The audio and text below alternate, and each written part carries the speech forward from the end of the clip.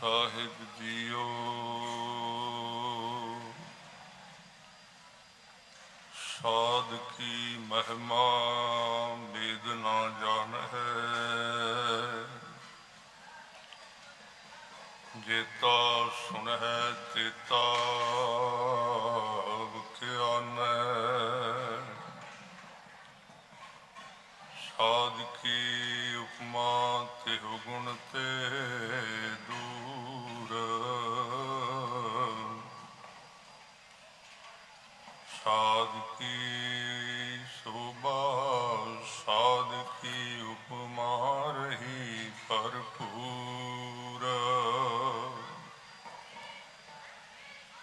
साध की शोभा का नाही अंत। साध की शोभा सदा बेअंत। साध की शोभा ऊंच ते ऊंची। साध की शोभा मूच ते मूची।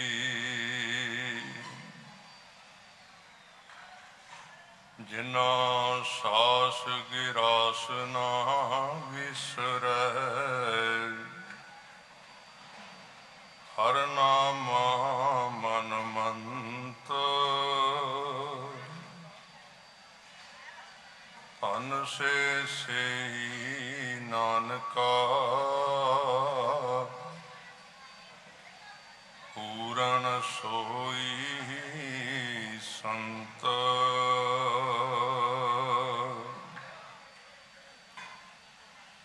सतगुरु दीन दुनिया के पातशाह गुरता गद्दी ते विराजमान लोक परलोक दे सहायक सतगुरु धन धन आदि श्री गुरु ग्रंथ साहिब जी महाराज सच्चे पातशाह जी आप जी की पावन पवित्र हजूरी विच सज बैठे सत्कारयोग गुरु खालसा साध संगत जीओ। आओ समय नूं सफला करिए। मन की एकाग्रता सतगुरु की बख्शिश करन गुरु शब्द के नाल सांझ बन सके। कुछ कहण तो पहला गुरु दरबार की मर्यादा मुताबक गुरु फतेह की सांझ करिए। प्यार सत आखो जी वाहिगुरू जी का खालसा वाहिगुरू जी की फतेह। अज दे समागम सतगुरु गरीब नवाज श्री गुरु ग्रंथ साहिब सच्चे पातशाह जी के चरण दर घर तो वरसाए हुए महापुरुष जो दमदमी टकसाल सतगुरां ने स्थापित की और विद्या दियां प्रणालियां चलाइया और गुरु के सिखा ने गुरमुखा ने गुरु प्यारिया ने गुरु शब्द की कमाई की। उन्हां दी याद विच समूह संतां दी याद विच समूह शहीदां दी याद विच अज दे समागम जिहड़े हन वो आयोजित किए गए हैं। दास तो पहला बहुत ही मनोहर कीर्तन सतगुरु गुरु रामदास सच्चे पातशाह जी के दर घर के कीर्तनीय भाई रणधीर सिंह जी होरां ने आप जी नूं गुरबाणी कीर्तन द्वारा गुरु शब्द नाल जोड़िया है। सतगुरु बाणी विच फरमान करते हैं कि जिथे सतगुरां ने अकाल पुरख की महिमा की है, अकाल पुरख की वडियाई की है, क्योंकि इस जीवन का मनोरथ ही अकाल पुरख दे नाल सांझ पाउणा है। बाकी दे मनोरथ बाकी दे काम दूजे नंबर ते आउंदे हन। सब तो मुख कारज है मनुखी शरीर का जिहड़ी सुरती है इनू किसी ढंग दे नाल अकाल पुरख नाल जोड़िया जा सके। भावें कारज बिरलियां दे हिस्से विच आउंदा है और पुराने समय तो लैके इनू बड़ा कठिन मन्निया गया सी, बड़ा औखा कारज मन्निया गया सी। बड़े बड़े हठी तपी तपीसर यतन करते रहे, पर सतगुरां ने एक सौखा तरीका बचन किया है कि अकाल पुरख दे नाल एक आम बंदा जिहड़ा खास करके अज दे समय दे विच अज दा समा ही इस तरह का है जिहदे विच अज दी इन्वायरमेंट अज दी जिहड़ा आला दुआला है अज दा रहन सहन है, शरीर भी कमज़ोर ने मन भी कमज़ोर ने, माया की चमक धमक भी बड़ी है। इस हालत दे विच मन नूं गुरु शब्द नाल जोड़ लेना पहली गल तो बख्शिश तो बिना हुंदा ही नहीं। बख्शिश होवे ते तां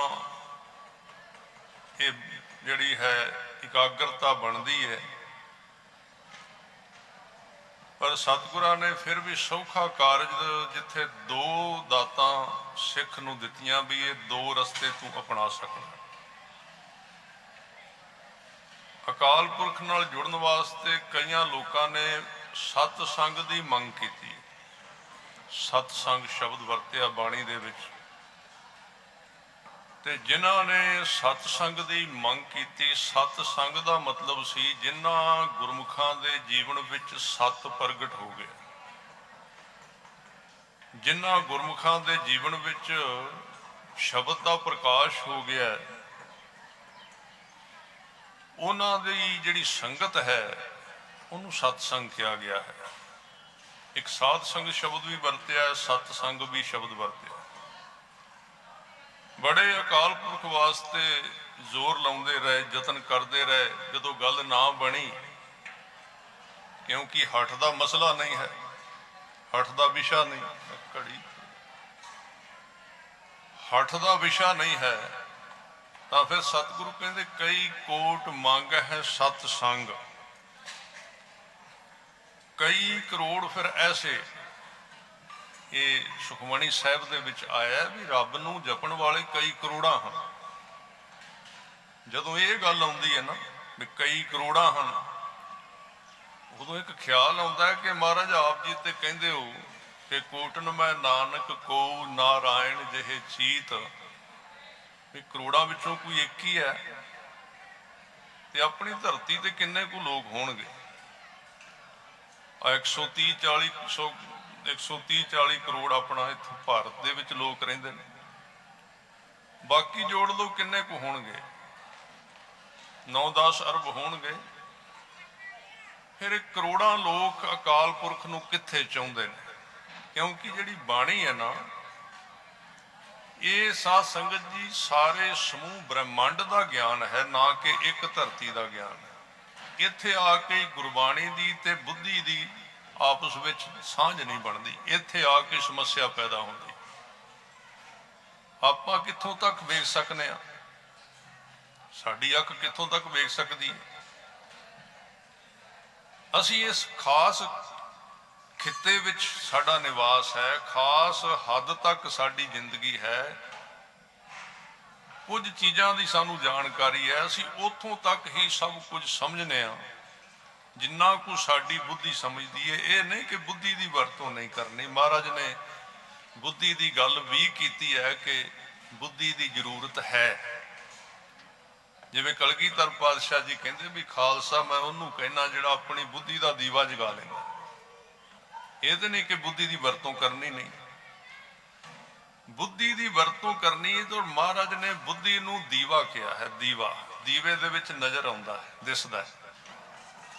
आप जी का शब्द है ਧਨ ਜਿਉ ਤਿਹ ਕੋ ਜਗ ਮੈਂ, ਮੁਖ ਤੇ ਹਰ ਚਿਤ ਮਹਿ ਜੁਧ ਵਿਚਾਰੈ। ਉਹ ਮੇਰਾ ਖਾਲਸਾ ਉਹ ਗੁਰਮੁਖ ਧਨਤਾ ਦੇ ਯੋਗ ਹੈ, ਜਿਹਦੀ ਰਸਨਾ ਤੇ ਨਾਮ ਹੈ ਤੇ ਮਨ ਵਿੱਚ ਯੁੱਧ ਦੀ ਵਿਚਾਰ ਕਰਦਾ ਹੈ। ਹੁਣ ਯੁੱਧ ਅੰਦਰ ਵੀ ਹੈ ਤੇ ਯੁੱਧ ਬਾਹਰ ਵੀ ਹੈ, ਕਿਉਂਕਿ ਜਿਹੜਾ ਅੰਦਰ ਆਪਣੇ ਅੰਦਰੋਂ ਬੁਰਾਈ ਨਾਲ ਯੁੱਧ ਕਰੇਗਾ, ਜੇ ਬਾਹਰ ਕਿਤੇ ਬੁਰਾਈ ਹੈ ਠੀਕ ਹੈ, ਬਾਹਰ ਉਹਨੇ ਵੇਖਣਾ ਇਹਨੂੰ ਹਰੀ ਦਾ ਰੂਪ ਹੀ ਹੈ, ਅਕਾਲ ਪੁਰਖ ਦਾ ਸਾਰੇ ਪਾਸੇ ਹੈਨ ਉਹਦੇ ਜੀਵ ਬਣਾਏ ਹੋਏ, ਪਰ ਕੁਦਰਤੀ ਤੌਰ ਤੇ ਉਹਦੀ ਫਿਰ ਬੁਰਾਈ ਦੇ ਨਾਲ ਜਿਹੜੀ ਹੈ, ਜਿਵੇਂ ਬਾਣੀ ਵਿੱਚ ਆਉਂਦਾ ਕਿ ਭਗਤਾਂ ਤੈ ਸੰਸਾਰੀਆਂ ਜੋੜ ਕਦੇ ਨਾ ਆਇਆ। ਸੁਭਾਅ ਬਣਾਏ ਨੇ ਅਲੱਗ-ਅਲੱਗ ਪਰਮੇਸ਼ਰ ਨੇ, ਵਾਹਿਗੁਰੂ ਨੇ,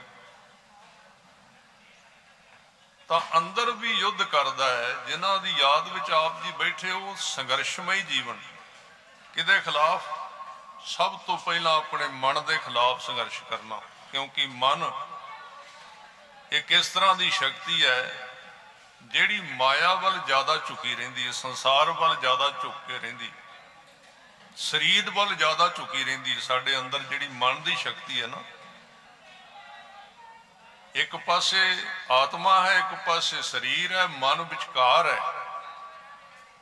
ਤੇ ਮਨ ਤੇ ਜਿਹੜੀ ਚੀਜ਼ ਦਾ ਬਾਹਰੋਂ ਅਸਰ ਪੈਂਦਾ, এনवायरमेंट ਦਾ ਪ੍ਰਭਾਵ ਪੈਂਦਾ, ਉਵੇਂ ਦਾ ਰੂਪ ਮਨ ਧਾਰਨ ਕਰ ਜਾਂਦਾ। ਜਿਵੇਂ ਦੀ ਸੰਗਤ ਮਿਲਦੀ ਉਸ ਪਾਸੇ ਨੂੰ ਝੁਕਦਾ ਹੈ। ਜੇ ਤੇ ਆਤਮਵਾਦੀ ਲੋਕਾਂ ਦੀ ਸੰਗਤ ਮਿਲ ਜਾਏ, ਸਾਧੂਆਂ ਦੀ ਸੰਗਤ ਮਿਲ ਜਾਏ, ਗੁਰਮੁਖਾਂ ਦੀ ਸੰਗਤ ਮਿਲੇ, ਤੇ ਮਨ ਤੇ ਉਹਦਾ ਰੰਗ ਵੀ ਚੜ ਸਕਦਾ। ਇਸ ਲਈ ਮੈਂ ਬੇਨਤੀ ਕੀਤੀ ਹੈ ਨਾ, ਇੱਕ ਤੁਕ ਤੇ ਬੇਨਤੀ ਕਰਾਂਗਾ, ਕਈ ਕੋਟ ਮੰਗ ਹੈ ਸਤ ਸੰਗ। ਕਈ ਕਰੋੜਾਂ ਜ਼ੋਰ ਲਾ ਲਾ ਕੇ, ਯਤਨ ਕਰ ਕਰਕੇ, ਬੜੇ ਹੱਠ ਕਰ ਕਰਕੇ, ਫਿਰ ਉਹਨਾਂ ਨੂੰ ਜਦੋਂ ਪ੍ਰਾਪਤੀ ਨਾ ਹੋਈ, ਰਸ ਨਾ ਆਇਆ, ਆਨੰਦ ਨਾ ਮਿਲਿਆ, ਤੇ ਉਹਨਾਂ ਨੂੰ ਫਿਰ ਸਤਸੰਗ ਦੀ ਦਾਤ ਮੰਗੀ ਅਕਾਲ ਪੁਰਖ ਤੋਂ, ਕਿਉਂਕਿ ਇਹਦੇ ਨਾਲ ਇਹ ਰਸਤਾ ਹੈ। ਕਈ ਕੋਟ ਮੰਗ ਹੈ ਸਤ ਸੰਗ, ਤੇ ਮਹਾਰਾਜ ਨੇ ਅੱਗੇ ਕਹਿ ਦਿੱਤਾ, ਪਾਰ ਬ੍ਰਹਮ ਤਿਨ ਲਾਗਾ ਰੰਗ। ਉਹਨਾਂ ਨੂੰ ਪਾਰ ਬ੍ਰਹਮ ਪਰਮੇਸ਼ਰ ਦਾ ਪਿਆਰ ਲੱਗ ਗਿਆ ਜਿਨ੍ਹਾਂ ਨੇ ਸਤਸੰਗ ਕੀਤਾ।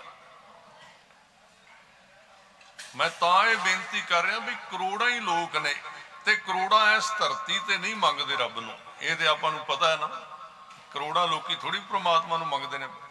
ਇਹਦਾ ਮਤਲਬ ਬਾਣੀ ਕਈ ਧਰਤੀਆਂ ਦੀ ਗੱਲ ਕਰਦੀ, ਹੋਰ ਵੀ ਧਰਤੀਆਂ ਤੇ ਜਿਹੜੀ ਇਹ ਐਡਾ ਵੱਡਾ ਖਲਾ ਹੈ, ਐਡਾ ਵੱਡਾ ਬ੍ਰਹਿਮੰਡ ਹੈ, ਉਹਦੇ ਵਿੱਚ ਹੋਰ ਵੀ ਧਰਤੀਆਂ ਤੇ ਅਕਾਲ ਪੁਰਖ ਦੀ ਬੰਦਗੀ ਕਰਨ ਵਾਲੇ ਕਰੋੜਾਂ ਹੀ ਲੋਕ ਨੇ।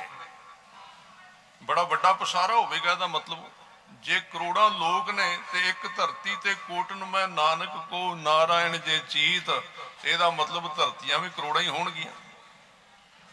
ਹੁਣ ਵਿਗਿਆਨ ਨੇ ਕਿਹਾ ਵੀ 50,000 ਤੇ ਅਸੀਂ ਵੇਖ ਲਈਆਂ ਨੇ, ਤੇ ਗੁਰੂ ਸਾਹਿਬ ਨੇ ਉਦੋਂ ਕਿਹਾ ਸੀ ਕਿ ਪਾਤਾਲਾਂ ਪਾਤਾਲ ਲੱਖ ਆਗਾਸਾਂ ਆਗਾਸ, ਓੜਕ ਓੜਕ ਭਾਲ ਥਕੇ ਵੇਦ ਕਹਿਣ ਇੱਕ ਬਾਤ, ਸਹਿਸ 18 ਕਹਿਣ ਕਤੇਬਾ ਅਸਲੂ ਇੱਕ ਧਾਤ। ਪਰ ਲੇਖਾ ਹੋਏ ਤਾਂ ਲਿਖੀਐ, ਗੱਲਬਾਤ ਕੋਈ ਸਮਝ ਵਿੱਚ ਆਵੇ ਤਾਂ ਹੀ ਕੋਈ ਲਿਖੇ ਨਾ, ਉਹਨੂੰ ਬੇਅੰਤ ਪਾ ਲਿਆ। ਲੇਖਾ ਹੋਏ ਤਾਂ ਲਿਖਿਆ, ਲੇਖਾ ਹੋਏ ਵਿਨਾਸ਼, ਨਾਨਕ ਵੱਡਾ ਆਖੀਐ। ਬਸ ਮਨੁੱਖ ਦਾ ਇੱਕੋ ਹੀ ਕੰਮ ਹੈ, ਵਾਹਿਗੁਰੂ ਨੂੰ ਵੱਡਾ ਮੰਨਣਾ। ਇਹਦੇ ਨਾਲ ਹਉਮੈ ਨਾਸ਼ ਹੁੰਦੀ ਹੈ, ਤੇ ਹਉਮੈ ਬੁੱਝਦੀ ਹੈ, ਤੇ ਦਰ ਸੁੱਝਦਾ, ਦਰਵਾਜ਼ਾ ਖੁੱਲਦਾ। ਨਾਨਕ ਵੱਡਾ ਆਖੀਐ ਆਪੇ ਜਾਣੈ ਆਪ। ਮੈਂ ਦੋ ਗੱਲਾਂ ਵਿਰੋਧੀ ਤੁਹਾਡੇ ਨਾਲ ਕਰ ਰਿਹਾ, ਤਾਂ ਸ਼ਾਇਦ ਥੋੜੀ ਜਿਹੀ ਪਕੜ ਆਉਣ ਤੇ ਥੋੜਾ ਜਿਹਾ ਜ਼ੋਰ ਲੱਗੇਗਾ। ਇੱਕ ਮੈਂ ਗੱਲ ਕਹਿ ਰਿਹਾ ਕਿ ਬੁੱਧੀ ਦੀ ਪਕੜ ਵਿੱਚ ਨਹੀਂ ਆਉਂਦੀ ਗੱਲ। ਇੱਕ ਸ਼ਬਦ ਮੈਂ ਇਹ ਲਿਆ ਹੈ ਕਿ ਕਈ ਕੋਟ ਹੈ, ਕਈ ਕਰੋੜਾਂ ਹੀ ਨੇ, ਸਾਰਾ ਕੁਝ, ਕੋਈ ਅੰਤ ਨਹੀਂ। ਤੇ ਦੂਜੇ ਪਾਸੇ ਕਲਗੀਧਰ ਪਾਤਸ਼ਾਹ ਦਾ ਸ਼ਬਦ ਲਿਆ ਹੈ ਕਿ ਬੁੱਧ ਸੋ ਦੀਪਕ ਜਿਉਂ ਉਜਿਆਰੈ। ਇਹ ਸ਼ਬਦ ਵਿਰੋਧੀ ਸ਼ਬਦ ਨਹੀਂ ਹੈ, ਇਹ ਦੋ ਅਵਸਥਾਵਾਂ ਦਾ ਆਪਸ ਦੇ ਵਿੱਚ ਜੋੜ ਪਾਉਂਦੇ ਨੇ ਸ਼ਬਦ ਜਿਹੜੇ। ਬਾਣੀ ਸਾਰੀ ਆਪਸ ਵਿੱਚ ਜੁੜੀ ਹੋਈ ਹੈ, ਲੱਗਦੀ ਹੈ ਕਿਤੇ ਕਿਤੇ ਵਿਰੋਧੀ ਹੈ, ਉਹਦਾ ਕਾਰਨ ਇਹ ਸਾਡੀ ਪਕੜ ਨਹੀਂ ਹੁੰਦੀ, ਕਿਉਂਕਿ ਬੇਅੰਤ ਗਿਆਨ ਹੈ ਗੁਰਬਾਣੀ ਦੇ ਵਿੱਚ। ਤਾਂ ਜਦੋਂ ਕਰੋੜਾਂ ਲੋਕਾਂ ਨੇ ਉਹਦਾ ਯਤਨ ਕੀਤਾ, ਇਹਦਾ ਮਤਲਬ ਬਹੁਤ ਬੇਅੰਤ ਹੈ। ਉਹ ਕਰੋੜਾਂ ਹੀ ਲੋਕ ਨੇ ਤੇ ਉਹਨਾਂ ਨੇ ਫਿਰ ਸਤਸੰਗ ਮੰਗਿਆ ਪਰਮੇਸ਼ਰ ਤੋਂ। ਇਸ ਪੰਕਤੀ ਮੈਂ ਵਾਪਸ ਆਉਣਾ, ਮੈਂ ਪਹਿਲਾਂ ਸਤਿਗੁਰਾਂ ਦੇ ਬੁੱਧ ਜੋ ਦੀਪਕ ਜਿਉਂ ਜਾ ਰਿਹਾ ਉਹਦੀ ਮੈਂ ਵਿਚਾਰ ਤੁਹਾਡੇ ਨਾਲ ਸਾਂਝੀ ਕਰ ਲਾਂ ਕਿ ਬੁੱਧੀ ਦੀ ਵੀ ਲੋੜ ਹੈ। ਸਤਿਗੁਰੂ ਕਹਿੰਦੇ ਧੰਨ ਜੀਓ ਤੇ ਕੋ ਜਗ ਮੈਂ ਮੁਖ ਤੇ ਹਰ, ਜਿਹਦੀ ਰਸਨਾ ਤੇ ਨਾਮ ਹੈ। ਕਲਗੀਧਰ ਪਾਤਸ਼ਾਹ ਜੀ ਕਹਿੰਦੇ ਨੇ ਚਿੱਤ ਮੈਂ ਯੁੱਧ ਵਿਚਾਰੈ, ਮਨ ਦੇ ਨਾਲ ਯੁੱਧ ਚੱਲਦਾ ਖਾਲਸੇ ਦਾ, ਇਹਦੇ ਨਾਲ ਇਹਦੀ ਜੰਗ ਚੱਲਦੀ। ਇਹ ਜੰਗ ਕਿਵੇਂ ਕਰੇਗਾ? ਅੱਗੇ ਉਹਦਾ ਫਿਰ ਫਾਰਮੂਲਾ ਦੱਸਿਆ, ਕਹਿੰਦੇ ਦੇਹ ਅਨਿਤ ਨਾ ਨਿਤ ਰਹਿ, ਆਪਣੀ ਦੇਹ ਨੂੰ ਅਨਿਤ ਸਮਝੇ। ਸਾਰੇ ਗੁਰਮੁਖ ਤੁਸੀਂ ਵਿਦਿਆ ਪੜ੍ਹਨ ਵਾਲੇ, ਇੱਥੇ ਵਿਦਿਆਲਾ ਵੀ ਹੈ, ਹੋਰ ਵੀ ਸਾਰੇ ਗੁਰਮੁਖ ਆਸਿਓਂ ਪਾਸਿਓਂ ਜਿਹੜੇ ਆਏ ਨੇ, ਟਕਸਾਲ ਦੇ ਨਾਲ ਸੰਬੰਧ ਰੱਖਦੇ ਨੇ, ਬਾਣੀ ਪੜ੍ਹਦੇ ਨੇ, ਬਾਣੀ ਦੀ ਵਿਚਾਰ ਸਰਵਣ ਕਰਦੇ ਰਹਿੰਦੇ ਨੇ। ਜ਼ਿਆਦਾ ਡੂੰਘਾਈ ਵਿੱਚ ਮੈਨੂੰ ਜਾਣ ਦੀ ਲੋੜ ਨਹੀਂ ਪੈਣੀ, ਸਿੱਧੀਆਂ ਗੱਲਾਂ ਤੁਸੀਂ ਪਕੜ ਲੈਣੀਆਂ। ਅਨਿਤ ਦਾ ਮਤਲਬ ਹੈ ਜੋ ਸਦਾ ਨਹੀਂ ਰਹਿੰਦੀ, ਨਿਤ ਦਾ ਮਤਲਬ ਹੈ ਜੋ ਸਦਾ ਹੀ ਰਵੇ। ਮਹਾਰਾਜ ਕਹਿੰਦੇ ਇਹ ਯੁੱਧ ਉਹ ਕਰ ਸਕੇਗਾ, ਗੁਰੂ ਦਾ ਹੁਕਮ ਉਹ ਮੰਨ ਸਕੇਗਾ ਜਿਹੜਾ ਦੇਹ ਨੂੰ ਨਿਤ ਨਹੀਂ ਸਮਝਦਾ, ਭਾਵ ਲਗਾਤਾਰ ਹੀ ਰਹਿਣ ਵਾਲੀ ਚੀਜ਼ ਨਹੀਂ ਸਮਝਦਾ। ਦੇਹ ਅਨਿਤ, ਇਹ ਨਿਤ ਨਹੀਂ ਰਹਿੰਦੀ। ਨਿਤ ਤਾਂ ਇਹ ਹਰ ਰੋਜ਼ ਹੀ ਬਦਲਦੀ ਜਾਂਦੀ ਹੈ। ਥੋੜੇ ਸਾਲਾਂ ਬਾਅਦ ਵਿਗਿਆਨ ਵਾਲੇ ਕਹਿੰਦੇ ਵੀ 7 ਸਾਲਾਂ ਬਾਅਦ ਸਰੀਰ ਦਾ ਸਾਰਾ ਹੀ ਢਾਂਚਾ ਪਿਛਲਾ ਖਤਮ ਹੋ ਜਾਂਦਾ ਤੇ ਨਵਾਂ ਬਣ ਜਾਂਦਾ। ਹਰ 7 ਸਾਲ ਬਾਅਦ, ਜਿਵੇਂ ਆਪਾਂ ਪਹਿਲਾਂ ਜਨਮ ਲਿਆ ਤੇ 7 ਸਾਲਾਂ ਬਾਅਦ ਸਾਡਾ ਸਰੀਰ ਦੀਆਂ ਜੋ ਹੱਡੀਆਂ ਮਿੱਝ ਸੀ, ਜੋ ਵੀ ਸੀ, ਉਹ ਇਹਨੇ ਜਜ਼ਬ ਕਰ ਲਿਆ ਵਿੱਚ ਤੇ ਅੱਗੋਂ ਨਵੀਆਂ ਬਣ ਗਈਆਂ। ਇਹਦਾ ਮਤਲਬ ਸਰੀਰ ਕਿੰਨੇ ਰੂਪ ਬਦਲਦਾ। ਫਿਰ ਇਹ ਬਚਪਨ ਵਿੱਚ, ਫਿਰ ਕੁਆਰ ਅਵਸਥਾ ਦੇ ਵਿੱਚ ਆਇਆ, ਫਿਰ ਜਵਾਨੀ ਵਿੱਚ ਆਇਆ। ਵੇਖੋ ਅੱਜ ਆਪਣੀਆਂ ਫੋਟੋਆਂ ਕੱਢ ਕੇ ਵੇਖ ਲਈਏ, ਬਚਪਨ ਦੀਆਂ, ਵੱਡੇ ਹੋਣ ਦੀਆਂ, ਜਵਾਨ ਦੀਆਂ, ਅੱਜ ਬੁਢੇਪਾ ਹੈ, ਸਾਰੀਆਂ ਫੋਟੋਆਂ ਇਕੱਠੀਆਂ ਕਰ ਲਓ ਤੇ ਇੱਕੋ ਜਿਹੀਆਂ ਫੋਟੋਆਂ ਵੀ ਨਹੀਂ ਆਉਂਦੀਆਂ ਸਾਡੀਆਂ, ਅਲੱਗ-ਅਲੱਗ ਨੇ, ਕਿਉਂਕਿ ਸਰੀਰ ਬਦਲਦਾ ਜਾ ਰਿਹਾ। ਸਾਧੂ ਉਹਨੂੰ ਹੀ ਤੇ ਕਹਿੰਦੇ ਨੇ ਜਿਹਨੇ ਵੇਖ ਲਿਆ ਇਸ ਚੀਜ਼ ਨੂੰ ਕਿ ਸਰੀਰ ਬਦਲਦਾ ਜਾ ਰਿਹਾ ਹੈ ਤੇ ਜੋ ਅੰਦਰ ਹੈ ਉਹ ਉਸੇ ਤਰ੍ਹਾਂ ਦਾ ਉਸੇ ਤਰ੍ਹਾਂ ਹੀ, ਉਹਨੂੰ ਕੋਈ ਉਹਦੇ ਵਿੱਚ, ਆਤਮਾ ਦੇ ਵਿੱਚ ਕੋਈ ਤਬਦੀਲੀ ਨਹੀਂ ਆਉਂਦੀ। ਉਹ ਨਿਰੰਤਰ ਹੈ, ਲਗਾਤਾਰ ਹੈ, ਇੱਕੋ ਰੂਪ ਹੈ, ਪ੍ਰਕਾਸ਼ ਸਰੂਪ ਹੈ। ਇਹ ਦੋ ਚੀਜ਼ਾਂ ਦਾ ਮਿਲਾਪ ਹੀ ਸਾਡੀ ਜ਼ਿੰਦਗੀ ਹੈ ਤੇ ਇਸ ਸਰੀਰ ਦਾ ਮਨੋਰਥ ਵੀ ਆਤਮ ਤੱਤ ਤੱਕ ਪਹੁੰਚਣਾ ਹੈ।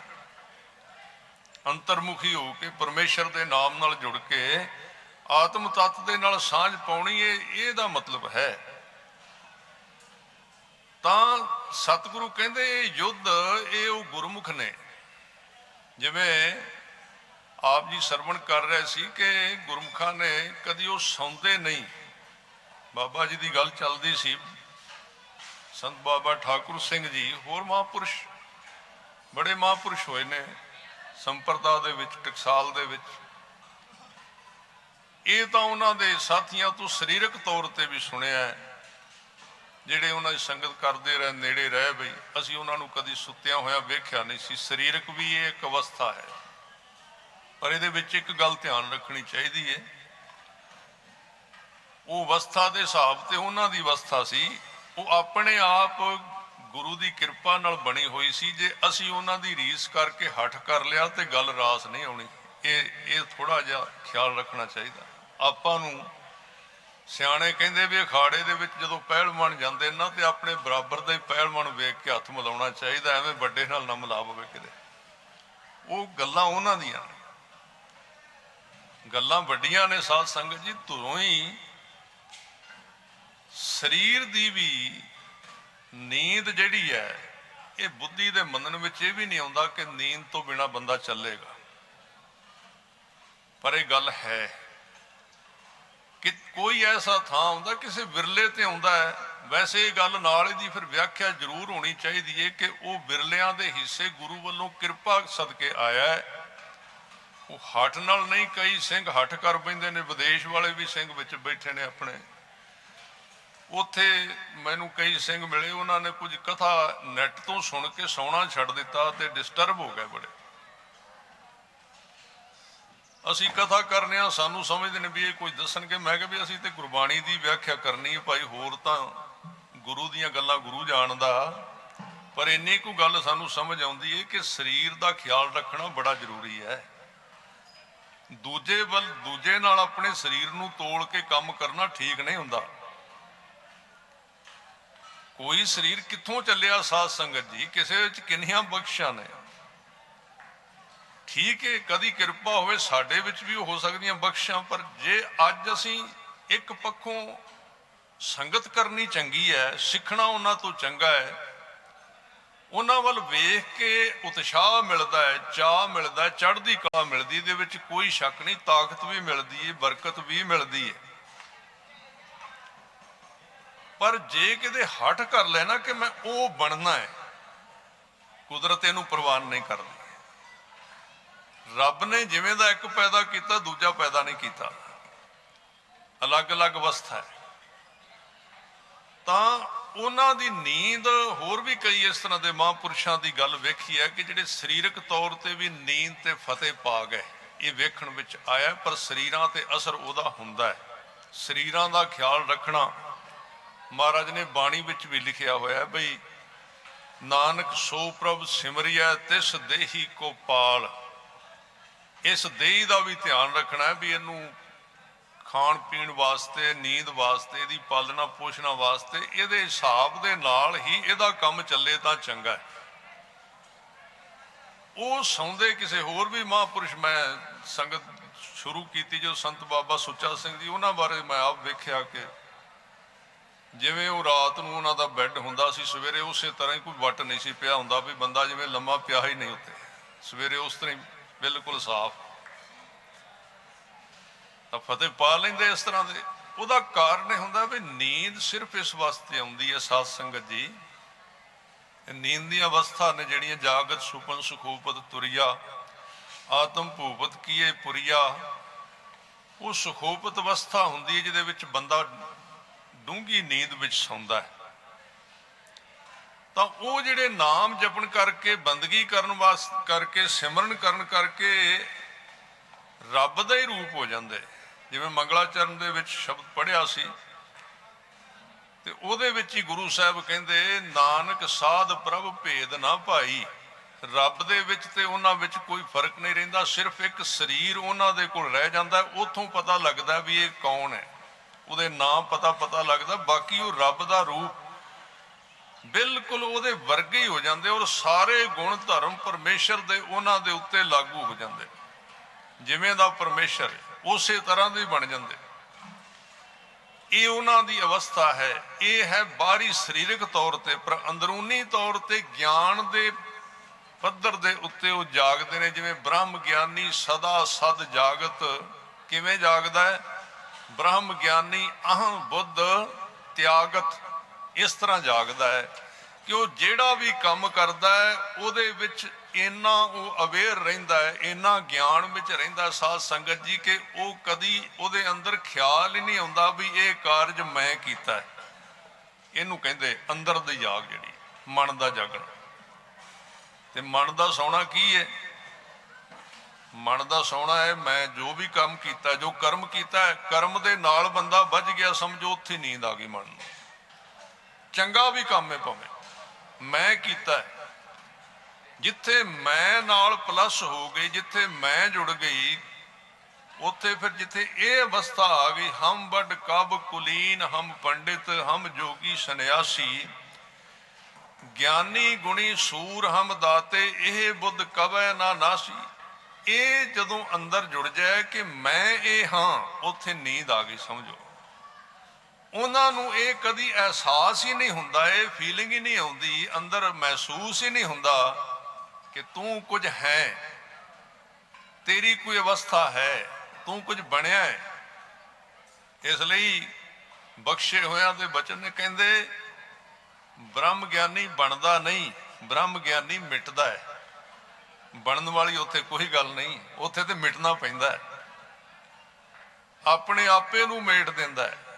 ਆ ਜਿਵੇਂ ਤੁਸੀਂ ਬਸੰਤ ਕੀ ਵਾਰ ਵਿੱਚ ਸੁਣਿਆ ਨਾ ਕਿ ਜਿਸ ਤੇ ਉਪਜਿਆ ਨਾਨਕਾ ਸੋਈ ਫਿਰ ਹੋਵਾ, ਉਹਦਾ ਰੂਪ ਬਣ ਗਿਆ, ਪਰਮੇਸ਼ਰ ਦਾ ਸਰੂਪ ਬਣ ਗਿਆ। ਤਾਂ ਇਹ ਅਵਸਥਾ ਬਣਦੀ ਉਹਨਾਂ ਦੀ ਜਾਗਣ ਦੀ ਜਿਹੜੀ ਹੈ। ਤਾਂ ਬੇਨਤੀ ਜਿਹੜੀ ਕਰ ਰਿਹਾ ਸਾਂ, ਕਲਗੀਧਰ ਪਾਤਸ਼ਾਹ ਜੀ ਕਹਿੰਦੇ ਦੇਹ ਅਨਿਤ ਨਾ ਨਿਤ ਰਹਿ, ਜਸ ਨਾਵ ਚੜ੍ਹੈ ਭਵ ਸਾਗਰ ਤਾਰੈ। ਉਹ ਅਕਾਲ ਪੁਰਖ ਦੀ ਉਸਤਤ, ਉਹਦੀ ਵਡਿਆਈ ਦੀ ਬੇੜੀ ਤੇ ਚੜ੍ਹ ਕੇ, ਇੱਥੇ ਨਾਵ ਦੇ ਅਰਥ ਨੇ ਬੇੜੀ, ਬੇੜੀ ਤੇ ਸਵਾਰ ਹੋ ਕੇ ਸੁਰਤੀ ਨੂੰ ਸਵਾਰ ਕਰਕੇ ਇਸ ਭਵ ਸਾਗਰ ਸੰਸਾਰ ਵਿਕਾਰਾਂ ਦੇ ਤੋਂ ਪਾਰ ਹੋ ਜਾਂਦੇ ਨੇ। ਫਿਰ ਮਹਾਰਾਜ ਸੱਚੇ ਪਾਤਸ਼ਾਹ ਕਹਿੰਦੇ ਗਿਆਨੈ ਕੀ ਵੱਡਨੀ ਮਨੋ ਹਾਥ ਲੈ,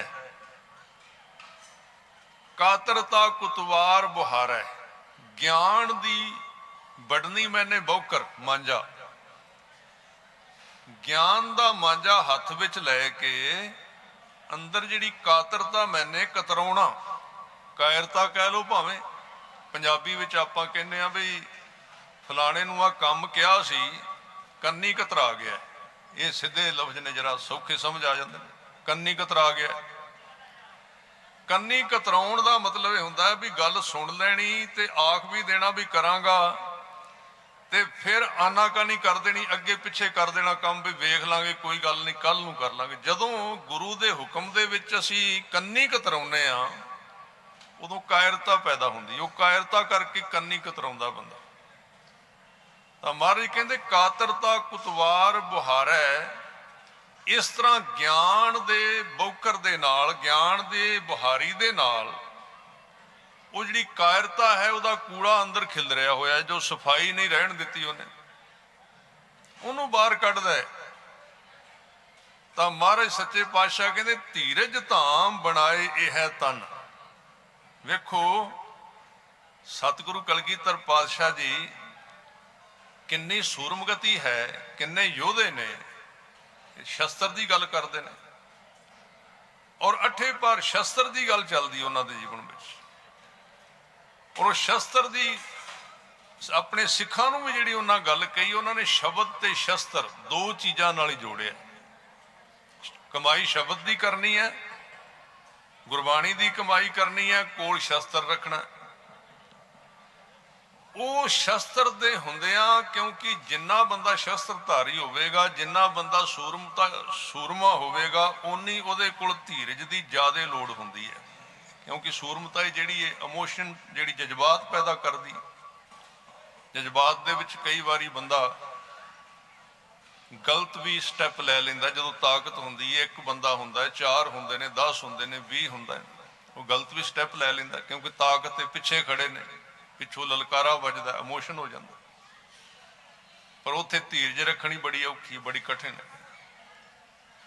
ਇਸ ਲਈ ਸੰਤਾਂ ਦੇ ਬਚਨ, ਸੰਤ ਬਾਬਾ ਜਰਨੈਲ ਸਿੰਘ ਜੀ ਦੇ ਬਚਨ ਮੈਂ ਸੁਣ ਰਿਹਾ ਸੀ ਇੱਕ ਵੀਡੀਓ ਦੇ ਵਿੱਚ ਉਹਨਾਂ ਦੇ, ਕਿ ਜੇ ਕੋਈ ਆਮ ਲੋਕਾਂ ਦੇ ਵਿੱਚ ਕੋਈ ਬੁਰਾ ਭਲਾ ਕਹਿੰਦਾ ਹੈ ਤੇ ਉਹਦਾ ਜਵਾਬ ਨਹੀਂ ਦੇਣਾ, ਉੱਥੇ ਧੀਰਜ ਰੱਖਣੀ ਹੈ। ਆਮ ਲੋਕਾਂ ਦੇ ਵਿੱਚ ਬੁਰਾ ਭਲਾ ਕਹਿੰਦਾ, ਪਰ ਜਦੋਂ ਗੱਲ ਧਰਮ ਦੀ ਆਉਂਦੀ, ਜਦੋਂ ਗੁਰੂ ਦੀ ਆਉਂਦੀ ਏ, ਉੱਥੇ ਸੂਰਮਗਤੀ ਦੀ ਵਰਤੋਂ ਕਰਨੀ ਹੈ। ਤੇ ਉਹ ਵੀ ਉਹ ਗੱਲ ਕਿਹਾ ਕਰਦੇ ਸੀ ਆਮ ਹੀ, ਕਿ ਜਦੋਂ ਗੱਲ ਉਹ ਥੋੜਾ ਜਿਹਾ ਜਿਵੇਂ, ਕਿਉਂਕਿ ਉਹਨਾਂ ਦਾ ਸਮਾਂ ਹੀ ਇਸ ਤਰ੍ਹਾਂ ਆਇਆ, ਸਮਾਂ ਹੀ ਇਸ ਤਰ੍ਹਾਂ ਦਾ ਬਣਿਆ ਸਾਧ ਸੰਗਤ ਜੀ, ਕਿ ਉਹ ਤਿੱਖਾ ਉਹਨਾਂ ਨੂੰ ਬੋਲਣਾ ਪਿਆ। ਉਸ ਸਮੇਂ ਦੇ ਵਿੱਚ ਉਹ ਤਿੱਖਾ ਬੋਲਣ ਦਾ ਉਹਨਾਂ ਦਾ ਸਮੇਂ ਦੀ ਡਿਊਟੀ ਸੀ। ਉਹ ਸਮਾਂ ਹੀ ਇਸ ਤਰ੍ਹਾਂ ਦਾ ਸੀ ਕਿ ਉਹਨਾਂ ਨੂੰ ਤਿੱਖਾ ਬੋਲਣਾ ਪੈਣਾ ਸੀ, ਭਾਵੇਂ ਅੰਦਰ ਕਿੰਨੀ ਸ਼ਾਂਤੀ ਸੀ, ਅੰਦਰ ਤੇ ਕਮਾਈ ਸੀ। ਅੱਜ ਬੜੇ ਲੋਕ ਨੇ, ਅੱਜ ਉਹਨਾਂ ਤੱਕ ਵੀ ਲੋਕ ਜਾ ਪਹੁੰਚੇ ਜਿਸ ਹਸਤੀ ਨੇ, ਕਹਿ ਲੋ ਕਿ ਆਪਣੇ ਆਪ ਨੂੰ ਜਿਉਂਦੇ ਜੀ, ਜਿਹਨੂੰ ਮਰਜੀਵੜਾ ਸ਼ਬਦ ਕਹਿੰਦੇ ਨੇ, ਉਸ ਅਵਸਥਾ ਤੇ ਪਹੁੰਚ ਗਏ। ਹੋ ਸਰੀਰਕ ਤਲ ਤੇ ਰਹਿੰਦੇ ਹੋਏ ਸਰੀਰ ਤੋਂ ਪਾਰ ਚਲੇ ਗਏ। ਉਹਨਾਂ ਤੱਕ ਵੀ ਲੋਕਾਂ ਨੇ ਉਂਗਲਾਂ ਚੁੱਕੀਆਂ, ਪਰ ਉਹਦਾ ਫਲ ਕੀ ਮਿਲਦਾ ਤੁਸੀਂ ਵੇਖ ਹੀ ਰਹੇ ਹੋ ਅੱਖਾਂ ਦੇ ਸਾਹਮਣੇ।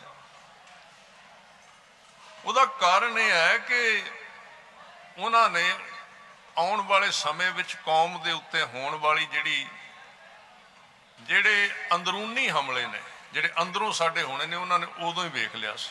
ਇਸ ਕਰਕੇ ਉਹਨਾਂ ਸੁਚੇਤ ਕੀਤਾ। ਜਿਵੇਂ ਕੋਈ ਉੱਚੀ ਥਾਂ ਤੇ ਚੜ੍ਹਦਾ ਹੈ ਨਾ, ਕੋਈ ਉੱਚੇ ਥਾਂ ਤੇ ਚੌਥੀ ਪੰਜਵੀਂ ਮੰਜ਼ਿਲ ਤੇ ਚੜ ਜਾਏ ਤੇ ਉਹ ਸਾਧ ਸੰਗਤ ਜੀ ਉੱਤੋਂ ਉਹਨੂੰ ਦੂਰੋਂ ਦਿਸਦਾ ਤੇ ਦੂਰੋਂ ਵੇਖ ਕੇ ਜੇ ਕੋਈ ਬਾਰਿਸ਼ ਆ ਰਹੀ ਹੈ ਤਾਂ ਉਹ ਦੂਰੋਂ ਹੀ ਘਰਦਿਆਂ ਨੂੰ ਕਹਿੰਦਾ ਵੀ ਕੱਪੜੇ ਸਾਂਭ ਲਓ, ਬਾਰਿਸ਼ ਆ ਰਹੀ ਭਾਈ। ਉਹ ਰੌਲਾ ਪਾਉਂਦਾ। ਜਿਹੜੇ ਥੱਲੇ ਨੇ ਉਹ ਕਹਿੰਦੇ ਐਵੇਂ ਹੀ ਕਰਦਾ ਹੈ, ਬਾਰਿਸ਼ ਤੇ ਹੈ ਨਹੀਂ ਕਿਤੇ। ਹੁਣ ਉਹ ਚੌਥੀ ਮੰਜ਼ਿਲ ਤੇ ਹੈ। ਉਹਨਾਂ ਦੀ ਜਿਹੜੀ ਸੁਰਤੀ ਵਾਲੀ ਅਵਸਥਾ ਸੀ ਉਹ ਇੰਨੀ ਉੱਚੀ ਸੀ ਕਿ ਆਉਣ ਵਾਲੇ ਸਮੇਂ ਨੂੰ ਉਹਨਾਂ ਨੇ ਪਹਿਚਾਣ ਲਿਆ। ਇਸ ਕਰਕੇ ਉਹਨਾਂ ਨੂੰ ਸਾਨੂੰ ਜਗਾਉਣ ਵਾਸਤੇ ਉਦੋਂ ਹੀ ਇਹ ਕਹਿ ਦਿੱਤਾ ਸੀ, ਉਦੋਂ ਹੀ ਇਹ ਗੱਲਾਂ ਸੁਣ। ਅੱਜ ਹੁਣ ਦਿੱਲੀ ਦੇ ਬਾਰਡਰ ਤੇ ਜਾ ਕੇ ਬੈਠੇ ਨਾ, ਉੱਥੇ ਮੰਗਾਂ ਕਰ ਰਹੇ ਕਿਸਾਨੀ ਮੋਰਚੇ ਦੇ ਵਿੱਚ, ਇਹ ਗੱਲਾਂ ਉਦੋਂ ਹੀ ਕਹਿ ਦਿੱਤੀਆਂ ਸਨ, ਅੱਜ ਤੋਂ ਕਿੰਨੇ ਸਾਲ ਪਹਿਲਾਂ, ਬਈ ਆਹ ਚੀਜ਼ਾਂ ਜਿਹੜੀਆਂ ਤੁਹਾਡੀਆਂ ਹਨ ਖੋਹੀਆਂ ਜਾ ਰਹੀਆਂ ਨੇ, ਇਹਨਾਂ ਖੋਹਣ ਦੀ ਤਿਆਰੀ ਹੈ। ਉਦੋਂ ਕਹਿ ਦਿੱਤੀ ਸੀ ਉਹਨਾਂ ਨੇ। ਉਹ ਹੁਣ ਪਤਾ ਲੱਗਾ, ਪਰ ਅਜੇ ਵੀ ਆਪਾਂ ਪੰਥ ਦੀ ਗੱਲ ਕਰਨ ਨੂੰ ਉੱਥੇ ਤਿਆਰ ਨਹੀਂ ਹਾਂ। ਗੁਰੂ ਦੀ ਗੱਲ ਵੀ ਜਿਹਦੇ ਪਿੱਛੇ ਗੱਲ ਚੱਲੀ ਹੈ, ਤਾਂ ਉਹਨਾਂ ਨੇ ਸਾਧ ਸੰਗਤ ਜੀ ਜਦੋਂ ਜੋਸ਼ ਵਿੱਚ ਕੋਈ ਗੱਲ ਕਹਿਣੀ ਤੇ ਕੁਦਰਤੀ ਸਿੰਘ ਜਕਾਰੇ ਬੁਲਾਉਂਦੇ ਨੇ, ਤਾਂ ਉਹਨਾਂ ਨੇ ਕਹਿਣਾ ਭਾਈ ਮੈਂ ਜੋਸ਼ ਵਿੱਚ ਨਹੀਂ ਬੋਲ ਰਿਹਾ, ਮੈਂ ਹੋਸ਼ ਵਿੱਚ ਬੋਲ ਰਿਹਾ। ਇਹ ਨਹੀਂ ਕਿ ਮੈਂ ਮਨ ਦਾ ਇੱਕ ਉਬਾਲਾ ਆਇਆ ਤੇ ਉਹਦੇ ਵਿੱਚ ਬੋਲ ਦਿੱਤਾ, ਨਹੀਂ, ਮੈਂ ਪੂਰੀ ਹੋਸ਼ ਵਿੱਚ ਹਾਂ। ਕਿਉਂਕਿ ਦੋ ਚੀਜ਼ਾਂ ਦਾ ਹੋਣਾ ਬੜਾ ਜ਼ਰੂਰੀ ਹੈ। ਜਦੋਂ ਜੋਸ਼ ਆਵੇ ਉਦੋਂ ਹੋਸ਼ ਰਹਿਣੀ ਬੜੀ ਜ਼ਰੂਰੀ ਹੈ, ਤਾਂ ਸੰਤੁਲਨ ਰਹੇਗਾ। ਇਸ ਲਈ ਕਲਗੀਧਰ ਪਾਤਸ਼ਾਹ ਕਹਿੰਦੇ ਧੀਰਜ ਧਾਮ ਬਣਾਏ ਇਹ ਤਨ, ਇਸ ਸਰੀਰ ਨੂੰ ਧੀਰਜ ਦਾ ਧਾਮ, ਧੀਰਜ ਦਾ ਘਰ ਬਣਾ ਦੇਵੇ ਗੁਰੂ ਕਾ ਸਿੱਖ ਜਿਹੜਾ। ਇਸ ਤਰ੍ਹਾਂ ਦਾ ਮੇਰਾ ਖਾਲਸਾ ਹੋਵੇ। ਧੀਰਜ ਧਾਮ ਬਣਾਏ ਇਹ ਤਨ, ਬੁੱਧ ਸੋ ਦੀਪਕ ਜਿਉਂ ਉਜਿਆਰੈ। ਮੈਂ ਇਹ ਪੰਕਤੀ ਤੁਹਾਡੇ ਨਾਲ ਸਾਂਝੀ ਕਰਨੀ ਸੀ। ਹੋਰ ਸ਼ਬਦ ਫਿਰ ਵਿੱਚ ਆ ਗਿਆ, ਮੈਂ ਉਹਦੀ ਵਿਆਖਿਆ ਚਲੋ ਸਾਂਝੀ ਕਰਦੇ ਹਾਂ। ਵੀ ਬੁੱਧੀ ਦਾ ਦੀਵਾ ਬਾਲਦਾ। ਹੁਣ ਇੱਥੇ ਬੁੱਧੀ ਦੀ ਵਰਤੋਂ ਦੀ ਗੱਲ ਕੀਤੀ ਹੈ ਨਾ, ਇਹ ਤਾਂ ਨਹੀਂ ਕਿ ਬੁੱਧੀ ਦੀ ਵਰਤੋਂ ਨਹੀਂ ਕਰਨੀ, ਪਰ ਨਾਲ ਤੁਸੀਂ ਵੇਖੋ ਸਾਰੀ ਬਾਣੀ ਕਹਿੰਦੀ ਹੈ ਇਸ ਭੁਲੇਖੇ ਵਿੱਚ ਨਾ ਪੈ ਜਾਈਂ ਕਿ ਪ੍ਰਮਾਤਮਾ ਨੂੰ ਤੂੰ ਬੁੱਧੀ ਦੇ ਨਾਲ ਨਾਪ ਲੈਂਗਾ ਤੇ ਤੋਲ ਲੈਂਗਾ, ਜਾਂ ਗੁਰੂ ਨੂੰ ਤੂੰ ਨਾਪ ਲੈਂਗਾ ਤੋਲ ਲੈਂਗਾ, ਜਾਂ ਉਹਦੇ ਬਖਸ਼ੇ ਹੋਏ ਪਿਆਰਿਆਂ ਨੂੰ ਨਾਪ ਤੋਲ ਲੈਂਗਾ। ਉਹ ਬੁੱਧੀ ਦੀ ਪਕੜ ਵਿੱਚ ਨਹੀਂ ਆਉਂਦੇ। ਪਰ ਬੁੱਧੀ ਦਾ ਦੀਵਾ ਜਗਾਣਾ ਹੈ, ਇਹਦੇ ਵਿੱਚ ਬੜੀ ਲੁਪਤੀ ਹੈ, ਬੜਾ ਭੇਦ ਹੈ। ਕਿਉਂਕਿ ਜਦੋਂ ਅਸੀਂ ਦੀਵਾ ਜਗਾਉਂਦੇ ਆ ਨਾ, ਰਾਤ ਨੂੰ ਲਾਈਟ ਜਗਾਉਂਦੇ ਆ, ਤਾਂ ਦੀਵੇ ਨਾਲ ਉੱਥੋਂ ਤੱਕ ਦਿਸਦਾ ਜਿੱਥੋਂ ਤੱਕ ਦੀਵੇ ਦਾ ਚਾਨਣ ਜਾਏ। ਬਾਕੀ ਦੁਨੀਆ ਬਾਕੀ ਬਚਦੀ ਹੈ, ਜਿਹਦੇ ਬਾਰੇ ਸਾਨੂੰ ਕੁਝ ਨਹੀਂ ਨਜ਼ਰ ਆਉਂਦਾ। ਇਹਦੇ ਵਿੱਚ ਵੀ ਜੇ ਆਪਾਂ ਬੁੱਧੀ ਦੀ ਵੀ ਗੱਲ ਕਰਨੇ ਆ ਸਾਧ ਸੰਗਤ ਜੀ, ਸੋਚ ਵਿਚਾਰ ਦੀ ਵੀ ਗੱਲ ਕਰਨੇ ਆ, ਤੇ ਤਾਂ ਵੀ ਇਹਦੇ ਵਿੱਚ ਇਹ ਸਿਧਾਂਤ ਪ੍ਰਗਟ ਹੁੰਦਾ ਹੈ ਕਿ ਦੀਵਾ ਜਿੱਥੋਂ ਤੱਕ ਚਾਨਣ ਦਿੰਦਾ ਹੈ, ਤੂੰ ਉੱਥੋਂ ਤੱਕ ਹੀ ਦੁਨੀਆ ਨਾ ਸਮਝੀ। ਦੀਵਾ ਜ਼ਰੂਰ ਜਗਾ ਬੁੱਧੀ ਦਾ, ਜਿੱਥੋਂ ਤੱਕ ਚਾਨਣ ਜਾਂਦਾ ਹੈ ਉੱਥੋਂ ਤੱਕ ਦਿਸਦਾ ਹੈ, ਤੇਰੀ ਨਜ਼ਰ ਉੱਥੋਂ ਤੱਕ ਜਾਂਦੀ ਹੈ। ਵੇਖ ਅੱਗੇ ਕਿੰਨੀ ਕੁ ਦੁਨੀਆ ਹੋਰ ਵੀ ਹੈ। ਜਦੋਂ ਇਹ ਗੱਲ ਸਮਝ ਆ ਜਾਏਗੀ ਤੇ ਫਿਰ ਸਾਡਾ ਜਿਹੜਾ ਤਰਕਵਾਦ ਹੈ ਨਾ ਅੱਜ ਕੱਲ ਦਾ, ਜਿਹੜੀ ਤਰਕਵਾਦ ਵੀ ਸਾਡੀ ਸਮਝ ਵਿੱਚ ਨਹੀਂ ਆਉਂਦਾ ਤੇ ਅਸੀਂ ਮੰਨਦੇ ਹੀ ਨਹੀਂ, ਉਹ ਵੀ ਸਾਡੀ ਸਮਝ ਵਿੱਚ ਤੇ ਆ ਹੀ ਨਹੀਂ ਸਕਦਾ। ਐਡਾ ਬੇਅੰਤ ਹੈ, ਐਡਾ ਵੱਡਾ ਹੈ, ਜਿਹਦਾ ਕੋਈ ਅੰਤ ਹੀ ਨਹੀਂ। ਉਹਨੂੰ ਕਿਸੇ ਨਾਪ ਤੋਲ ਦੇ ਵਿੱਚ ਲਿਆਉਣਾ, ਉਹਨੂੰ ਕਿਸੇ ਹੱਦ ਬੰਨੀ ਵਿੱਚ ਲਿਆਉਣਾ, ਇਹਨੂੰ ਮੂਰਖਤਾ ਕਿਹਾ ਜਾ ਸਕਦਾ। ਇਸ ਲਈ ਫਿਰ ਮੈਂ ਉਸੇ ਤੇ ਵਾਪਸ ਆਵਾਂ ਜਿਹੜੀ ਤੁਕ ਤੁਹਾਡੇ ਨਾਲ ਸਾਂਝੀ ਕੀਤੀ ਸੀ। ਕਈ ਕੋਟ ਮੰਗੈ ਸਤ ਸੰਗ, ਬੜਿਆਂ ਨੇ ਯਤਨ ਕੀਤਾ ਅਕਾਲ ਪੁਰਖ ਨੂੰ ਖੁਸ਼ ਕਰਨ ਦਾ ਉਦਮ ਕੀਤਾ। ਇਹ ਵੀ ਜਿਹੜੇ ਸਾਧੂ ਹੋਏ ਨੇ ਜਿਨ੍ਹਾਂ ਦੀ ਅੱਜ ਯਾਦ ਵਿੱਚ ਆਪ ਜੀ ਜੁੜੇ ਹੋ, ਇਹਨਾਂ ਨੇ ਵੀ ਸਤਸੰਗ ਕੀਤਾ ਗੁਰਬਾਣੀ ਦਾ, ਤੇ ਜਿਨ੍ਹਾਂ ਦੇ ਵਿੱਚ ਸ਼ਬਦ ਪ੍ਰਗਟ ਹੋ ਗਿਆ ਸੀ ਉਹਨਾਂ ਸਰੀਰਾਂ ਦਾ ਸਤਸੰਗ ਕੀਤਾ ਇਹਨਾਂ। ਅੱਜ ਇਹਦੇ ਤੇ ਵੀ ਸ਼ੰਕਾ ਉਠਾਈ ਜਾਂਦੀ ਹੈ, ਅੱਜ ਸਾਧੂ ਸ਼ਬਦ ਤੇ ਵੀ ਸ਼ੰਕਾ ਉਠਾਈ ਜਾਂਦੀ ਹੈ, ਜਦ ਕਿ ਗੁਰਮਤ ਦਾ ਜਿਹੜਾ ਬੇਸ ਹੈ ਨਾ, ਗੁਰਮਤ ਦਾ ਜਿਹੜਾ ਆਧਾਰ ਹੈ, ਉਹ ਗੁਰੂ ਕੇ ਸਵਾਰੇ, ਉਹ ਗੁਰਮੁਖਾਂ ਦੀ ਸੰਗਤ ਹੈ। ਦੋ ਚੀਜ਼ਾਂ ਤੇ ਸਿੱਖੀ ਖੜੀ ਕੀਤੀ ਮਹਾਰਾਜ ਨੇ, ਗੁਰਬਾਣੀ ਤੇ ਗੁਰਮੁਖਾਂ ਦੀ ਸੰਗਤ ਤੇ। ਭਾਵੇਂ ਇਹਨੂੰ ਗੁਰੂ ਗ੍ਰੰਥ ਸਾਹਿਬ ਤੇ ਗੁਰੂ ਪੰਥ ਕਹਿ ਲਓ, ਇੱਕੋ ਹੀ ਗੱਲ ਹੈ। ਅੱਜ ਇੱਕ ਹਿੱਸੇ ਨੂੰ ਪ੍ਰਚਾਰ ਇਸ ਢੰਗ ਨਾਲ ਕੀਤਾ ਜਾਂਦਾ ਵੀ ਇਹ ਗੁਰੂ ਡੰਮ ਹੈ। ਗੁਰੂ ਡੰਮ ਨਹੀਂ ਸਾਧ ਸੰਗਤ ਜੀ, ਇਹ ਗੁਰਮੁਖ ਪ੍ਰਣਾਲੀ ਹੈ। ਗੁਰਬਾਣੀ ਦਾ ਗਿਆਨ, ਗੁਰਬਾਣੀ ਦੀ ਵਿਆਖਿਆ ठीक है असी पढ़ने असी भी विद्वान सानू आप जी बड़ी वडियाई देंदे हो, चंगी गल है किसी नूं अखर आउंदे होण वडियाई करे ਉਹਦੇ ਨਾਲ ਹੀ ਅੱਗੇ ਵੱਧਦਾ ਜੀਵਨ। ਪਰ याद रखो गुरबाणी की व्याख्या उस शरीर दे विचों ही प्रगट हुंदी है जिहड़ा शरीर गुरबाणी वर्गा हो जाता है, गुरबाणी वर्गा बन जाता है। बाकी आपां सारे व्याख्याकार हाँ, पर गुरबाणी दे जिहड़े गूढ़ भेद ने वो उस शरीर दे विचों भावें तुसीं उहनूं ब्रह्म ज्ञानी कह लो, भावें साधु कह लो, भावें संत कह लो, वो उहदे विचों प्रगट होने। एवड ऊंचा होवे कोई तिस ऊंचे को जाने सोए। ओदी गल हो ही उस शरीर दे विचों सकदी है। जे बुद्धि दे तल ते करांगे गल्लां छोटियां रह जाणगियां। तां फिर कई कोट मांगै सतसंग, कई करोड़ कई जन्म उन्होंने यतन किया कि वो अंदर आनंद पैदा हो जाए, अंदर रस पैदा हो जाए, पर किसी तरीके नाल जदों ना होया तो फिर साध संगत जी उन्होंने सतसंग की दात मंगी है। गुरु का सिख भी दोवें टाइम मंगदा है। अरदास विच आपां कहने आ सही प्यारे मिलो जिन्हां मिलिया आप जी का नाम चित आवे। नाम चित विच आए और जदों जिन्हां दे अंदर नाम है उन्हां दी निशानी ये हुंदी है। असीं थावां ते जाने, कई थावां ते जाईदा, कथा करन चाही, देश विदेश दे विच अस्थान सारे इक्को जिहे ने, इमारतां सारियां इक्को जिहियां ने, गुरु साहिब दा प्रकाश भी हुंदा है, पर कई थावां ते इस तरह की गल बनी हुंदी है, इन्ने कोई रूहां सिमरन करन वालियां हुंदियां ने, बंदगी वालियां हुंदियां कि उत्थे साध संगत जी कथा शुरू करिए तो पता नहीं लगता घंटा कदों निकल गया। अपने आप ही फुटी जाता सारा कुछ, अपने आप ही शब्द प्रगट हो जाते हैं। ते कई थां ऐसे ने जिथे बंदा घड़ी वाली वेंदा रहिंदा भी टाइम कदों पूरा होवेगा। कारण की है? शब्द ते हुण गुरुद्वारा ते सारे थावां ते है, गुरुद्वारा ते सब थावां ते है, पर उस थां दे उत्ते शब्द की कमाई शरीरां ने कीती है कि नहीं कीती, इहदे ते बड़ा बहुत निर्भर करदा, इहदे उत्ते बड़ा प्रभाव पैंदा इस चीज़ का। इसलिए महाराज ने बाणी विच कहा साध कै संग नहीं कछ काल, दर्शन भेटत होत निहाल। साध होवे गुरु दा प्यारा होवे, रब्बी रंग दे विच रंगिया होवे, उहदी संगत दे विचों। हाँ एक गल होर मैं नाल जरूर करनी चाहांगा, लगदा है भी उत्थे करना कुछ नहीं पैंदा साधु की संगत विच, पर साधु की संगत करनी उहदियां शर्तां पूरीआं करनियां भी बड़ियां औखियां ने। गुरबाणी दे उत्ते जो कुछ गुरबाणी दे विच उपदेश है उन्होंने कमाउणा ते कठिन है ही है। ठीक है अपने अपने परसेंटेज के तौर पर किन्नी परसेंट आपां कमा सकते हैं, ये मेरा एक अलग तो विचार है कि आपां नूं ये यतन करना चाहिए है कि आपां जिथे 100% गुरबाणी कमाउण की गल करने उत्थे 1% कमाउण का भी विचार करिए संसार दे विच। ये सानू समझना पेगा, नहीं तो आपां लग पै जांगे, आपां थोड़े रह जांगे। धर्म का फैलाव नहीं होएगा जे आपां कहांगे भी जिहड़ा 100% चलदा वो ही है सिख,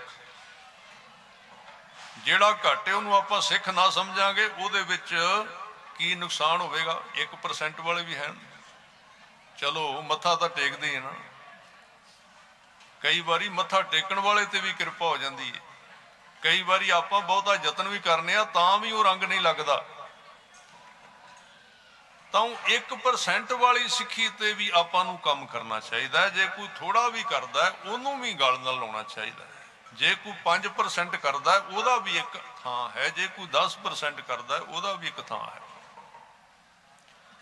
क्योंकि 100% ते गुरु फिर बिल्कुल ही वरते ना विच तां जाके तां गल बनती है, उहदे तो बिना गल ही नहीं बनती। तो उहदे विच साधुआं दी संगत दे विच साध संगत जी ये ਕਮਾਉਣੀ ਬੜੀ ਔਖੀ ਹੈ, ਉਹਨਾਂ ਦਾ ਬਚਨ ਪੂਰਾ ਕਰਨਾ ਬੜਾ ਔਖਾ ਹੈ। ਪਹਿਲੀ ਗੱਲ ਤੇ ਉਹਨਾਂ ਦੀ ਜਿਹੜਾ ਬਚਨ ਹੈ ਉਹ ਸਮਝ ਵਿੱਚ ਬੜਾ ਔਖਾ ਹੁੰਦਾ, ਬਾਅਦ ਵਿੱਚ ਪਤਾ ਲੱਗਦਾ, ਕਿੰਨੇ ਕਿੰਨੇ ਸਾਲ ਬਾਅਦ ਵੀ ਪਤਾ ਲੱਗਦਾ ਵੀ ਕਹਿੰਦੇ ਕੀ ਸੀ। ਉਹ ਗੱਲ ਉਸ ਟਾਈਮ ਤੇ ਸਾਨੂੰ ਇਸ਼ਾਰਾ ਕੀਤਾ ਸੀ, ਕਿਉਂਕਿ ਉਹਨਾਂ ਨੇ ਇਸ਼ਾਰਾ ਹੀ ਕਰਨਾ ਹੁੰਦਾ ਹੈ। ਉਸ ਇਸ਼ਾਰੇ ਨੂੰ ਸਮਝ ਕੇ ਉਹਦੇ ਉੱਤੇ ਚੱਲ ਪੈਣਾ ਇਹ ਇੱਕ ਬੜਾ ਕਠਿਨ ਮਾਰਗ ਹੈ। ਇਸ ਕਰਕੇ ਮਹਾਰਾਜ ਨੇ ਜਿੱਥੇ ਇਹ ਕਿਹਾ ਨਾ ਕਿ ਸਾਧ ਕੈ ਸੰਗ ਨਹੀਂ ਕਛ ਘਾਲ, ਉੱਥੇ ਨਾਲ ਇਹ ਵੀ ਕਿਹਾ ਹੈ ਕਿ ਸਮਰਪਿਤ ਹੋਣਾ ਪੈਣਾ ਹੈ, ਹੁਕਮ ਮੰਨਣਾ ਪੈਣਾ ਹੈ। ਔਰ ਹੁਕਮ ਮੰਨਣਾ ਇਹ ਬਹੁਤ ਕਠਿਨ ਗੱਲ ਹੈ। ਆਪਣੇ ਆਪੇ ਨੂੰ ਤਿਆਗਣਾ, ਆਪਣੀ ਮਰਜ਼ੀ ਨੂੰ ਤਿਆਗਣਾ, ਆਪਣੀ ਉਹਨਾਂ ਨੇ ਹੁਕਮ ਹੀ ਉਹ ਕਰਨਾ ਜਿਹੜਾ ਸਾਡੇ ਮਰਜ਼ੀ ਦੇ ਉਲਟ ਹੈ। ਅਸੀਂ ਹੁਕਮ ਵੀ ਕਰਾਉਣਾ ਹੋਵੇ ਤੇ ਕਹਿੰਦੇ ਆ ਵੀ ਮਹਾਰਾਜ ਆਹ ਹੁਕਮ ਕਰ ਦਿਓ, ਜੋ ਕੁਝ ਅਸੀਂ ਚਾਹੁੰਦੇ ਆ ਉਹ ਹੀ ਤੁਸੀਂ ਕਹਿ ਦਿਓ। ਇਸ ਤਰ੍ਹਾਂ ਗੱਲ ਨਹੀਂ ਬਣਦੀ। ਤਾਂ ਕਈ ਕਰੋੜ ਜਿਹੜੇ ਨੇ ਉਹਨਾਂ ਨੇ ਸਤਸੰਗ ਦੀ ਮੰਗ ਕੀਤੀ ਹੈ। ਕਈ ਕੂਟ ਮੰਗੈ ਸਤਸੰਗ, ਪਾਰ ਬ੍ਰਹਮ ਤਿਨ ਲਾਗਾ ਰੰਗ। ਸਤਸੰਗ ਇੱਕ ਐਸਾ ਮਾਰਗ ਹੈ ਜਿਹਦੇ ਵਿੱਚ ਪਾਰ ਬ੍ਰਹਮ ਪਰਮੇਸ਼ਰ ਦਾ ਰੰਗ ਲੱਗਦਾ ਹੈ। ਤੇ ਇੱਕ ਮਾਰਗ ਗੁਰਬਾਣੀ ਦਾ ਫਿਰ ਅਗਲਾ ਸਟੈਪ ਜਿਹੜਾ, ਪਹਿਲਾਂ ਸੰਗਤ ਹੈ ਗੁਰਮੁਖਾਂ ਦੀ, ਸਤਸੰਗ ਹੈ, ਤੇ ਫਿਰ ਗੁਰਬਾਣੀ ਦਾ ਜਿਹੜਾ ਇਹ ਜਿਵੇਂ ਮਹਾਰਾਜ ਸੱਚੇ ਪਾਤਸ਼ਾਹ ਦਸਮ ਪਾਤਸ਼ਾਹ ਨੇ ਕਿਰਪਾ ਕਰਕੇ ਪੰਥ ਨੂੰ ਇਹ ਦੇਣ ਦਿੱਤੀ ਹੈ। ਜਿੱਥੇ ਹੋਰ ਬਹੁਤ ਸਾਰੇ ਗੁਰਸਿੱਖਾਂ ਨੂੰ ਕਲਗੀਧਰ ਪਾਤਸ਼ਾਹ ਨੇ, ਦਸਾਂ ਪਾਤਸ਼ਾਹੀਆਂ ਨੇ ਆਪਣੇ ਜੀਵਨ ਦੇ ਵਿੱਚ ਵਰਸਾਇਆ ਹੈ, ਉਹਨਾਂ ਤੇ ਕਿਰਪਾ ਕਰਕੇ ਉਹਨਾਂ ਨੂੰ ਅੱਗੇ ਤੋਰਿਆ ਸਾਧੂ ਬਣਾ ਕੇ ਕਿ ਇੱਥੋਂ ਪੰਥ ਚੱਲੇਗਾ। ਕਿਉਂਕਿ ਜਿਹੜਾ ਸਾਧੂ ਹੈ ਨਾ, ਸਾਧੂ ਸਾਧ ਸੰਗਤ ਜੀ, ਭਾਈ ਗੁਰਦਾਸ ਸਾਹਿਬ ਜੀ ਕਹਿੰਦੇ ਨੇ ਸੱਚਖੰਡ ਨੂੰ ਵੇਖਣ ਵਾਲੀ ਬਾਰੀ ਹੈ। ਸੱਚਖੰਡ ਦੀ ਬਾਰੀ ਹੈ। ਜਦੋਂ ਗੁਰੂ ਨੇ ਕਿਸੇ ਸਿੱਖ ਨੂੰ, ਸਾਡੇ ਵਰਗੇ ਨੂੰ, ਆਮ ਬੰਦੇ ਨੂੰ ਸੱਚਖੰਡ ਵਿਖਾਉਣਾ ਹੁੰਦਾ ਹੈ ਨਾ ਵੀ ਆਹ ਹੈ ਮੇਰਾ ਘਰ, ਸਿੱਧਾ ਨਹੀਂ ਨਜ਼ਰ ਆਉਂਦਾ। ਭਾਈ ਗੁਰਦਾਸ ਜੀ ਕਹਿੰਦੇ ਨੇ ਸਤਿਗੁਰ ਸੱਚਾ ਪਾਤਸ਼ਾਹ, ਪਾਤਸ਼ਾਹਾਂ ਪਾਤਸ਼ਾਹ ਜੁਹਾਰੀ। ਉਹ ਬਈ ਗੁਰੂ ਤਾਂ ਬਹੁਤ ਵੱਡਾ ਬਾਦਸ਼ਾਹ ਹੈ, ਉਹਦੇ ਅੱਗੇ ਤੇ ਹੋਰ ਕਈ ਬਾਦਸ਼ਾਹ ਜੁਹਾਰੀ ਨਮਸਕਾਰਾਂ ਕਰ ਰਹੇ ਨੇ। ਪਾਤਸ਼ਾਹਾਂ ਤੋਂ ਵੱਡਾ ਹੈ, ਤੂੰ ਡਾਇਰੈਕਟ ਨਹੀਂ ਉਹਦੇ ਕੋਲ ਜਾ ਸਕਦਾ। ਸਤਿਗੁਰ ਸੱਚਾ ਪਾਤਸ਼ਾਹ, ਪਾਤਸ਼ਾਹਾਂ ਪਾਤਸ਼ਾਹ ਜੁਹਾਰੀ। ਸਾਧ ਸੰਗਤ ਸੱਚਖੰਡ ਹੈ, ਆਏ ਝਰੂਖੈ ਖੋਲੈ ਬਾਰੀ। ਸਾਧ ਸੰਗਤ, ਸਾਧ ਸੰਗਤ ਦੇ ਅਰਥ ਕਈ ਵਾਰੀ ਸਾਧ ਸੰਗਤ ਜੀ ਅਸੀਂ ਬਹੁ ਗਿਣਤੀ ਕਰਦੇ ਨੇ। ਜਿੱਥੇ ਜ਼ਿਆਦਾ ਲੋਕ ਜੁੜੇ ਹੋਣ ਕਹਿੰਦੇ ਆ ਠੀਕ ਹੈ, ਉਹ ਵੀ ਸਾਧ ਸੰਗ ਹੈ, ਸਤਸੰਗ ਹੈ, ਵੱਡੀ ਗਿਣਤੀ ਵਿੱਚ ਲੋਕ। ਪਰ ਸਾਧ ਸੰਗਤ ਜਿਹੜੀ ਹੈ ਨਾ ਕਈ ਪ੍ਰਕਾਰ ਦੀ ਹੈ। ਇਹ ਵੀ ਸਤਸੰਗ ਹੈ। ਦਰਬਾਰ ਦੇ ਵਿੱਚ ਕੀਰਤਨ ਸੁਣਨਾ, ਕਥਾ ਸੁਣਨੀ, ਵਿਚਾਰ ਸੁਣਨੀ, ਇਹ ਵੀ ਸਤਸੰਗ ਹੈ। ਪਰ ਜਿਹੜਾ ਤੁਹਾਡਾ ਪਰਸਨਲ ਕਿਸੇ ਗੁਰਮੁਖ ਦੇ ਨਾਲ ਲਿੰਕ ਹੈ ਨਾ, ਆਪਣੀ ਜਿਹੜੀ ਪ੍ਰੋਗਰੈਸ ਹੈ, ਜਿਹੜੀ ਆਪਣਾ ਵਿਕਾਸ ਹੈ ਗੁਰਮਤ ਦਾ, ਉਹਦੀ ਸੰਗਤ ਦੇ ਨਾਲ ਹੋਣਾ, ਉਹਨੂੰ ਸਾਧ ਸੰਗ ਕਿਹਾ ਗਿਆ। ਤਾਂ ਭਾਈ ਗੁਰਦਾਸ ਜੀ ਕਹਿੰਦੇ ਨੇ ਕਿ ਸਾਧ ਸੰਗਤ ਸੱਚਖੰਡ ਹੈ। ਸਾਧ ਸੰਗਤ ਦੇ ਰਾਹੀਂ ਸੱਚਖੰਡ ਦਾ ਦੀਦਾਰ ਹੋ ਸਕਦਾ ਹੈ। ਆਏ ਝਰੂਖੈ ਖੋਲੈ ਬਾਰੀ। ਜਦੋਂ ਕਿਸੇ ਮਨੁੱਖ ਤੇ ਗੁਰੂ ਕਿਰਪਾਲ ਹੁੰਦਾ ਹੈ, ਰਹਿਮਤ ਕਰਦਾ ਹੈ, ਤੇ ਸਾਧ ਸੰਗਤ ਜੀ ਉਹਨੂੰ ਕਿਸੇ ਸਾਧੂ ਦੇ ਜੀਵਨ ਦੇ ਵਿੱਚੋਂ ਦੀ ਆਪਣੇ ਦਰਸ਼ਨ ਕਰਾ ਦਿੰਦਾ ਹੈ। ਜਾਏ ਝਰੋਖਾ, ਝਰੋਖਾ ਮਤਲਬ ਪੁਰਾਣੀ ਬੋਲੀ ਹੈ। ਝਰੋਖੇ ਦਾ ਮਤਲਬ ਹੈ ਛੋਟਾ ਜਿਹਾ, ਛੋਟੀ ਜੀ ਬਾਰੀ। ਇੱਕ ਹੁੰਦੀ ਵੱਡੀ ਬਾਰੀ, ਬਾਰੀ ਸ਼ਬਦ ਵੀ ਨਾਲ ਲਿਖਿਆ ਹੋਇਆ, ਤੇ ਝਰੋਖੇ ਦਾ ਮਤਲਬ ਹੁੰਦਾ ਛੋਟੀ ਜੀ ਬਾਰੀ। ਜਿਵੇਂ ਆਪਾਂ ਕਮਰੇ ਦੇ ਵਿੱਚ ਬੈਠੇ ਹੁੰਦੇ ਆ ਤੇ ਛੋਟੀ ਜੀ ਬਾਰੀ ਖੋਲੋ, ਛੋਟੀ ਬਾਰੀ ਦੇ ਵਿੱਚੋਂ ਬਾਹਰ ਨੂੰ ਝਾਕੀਏ, ਸਾਰਾ ਆਕਾਸ਼ ਨਜ਼ਰ ਆਉਂਦਾ ਹੈ। ਜੇ ਬਾਰੀ ਨਾ ਖੋਲੋ, ਕੰਧ ਦੇ ਵਿੱਚੋਂ ਆਕਾਸ਼ ਨਹੀਂ ਦਿਸਦਾ।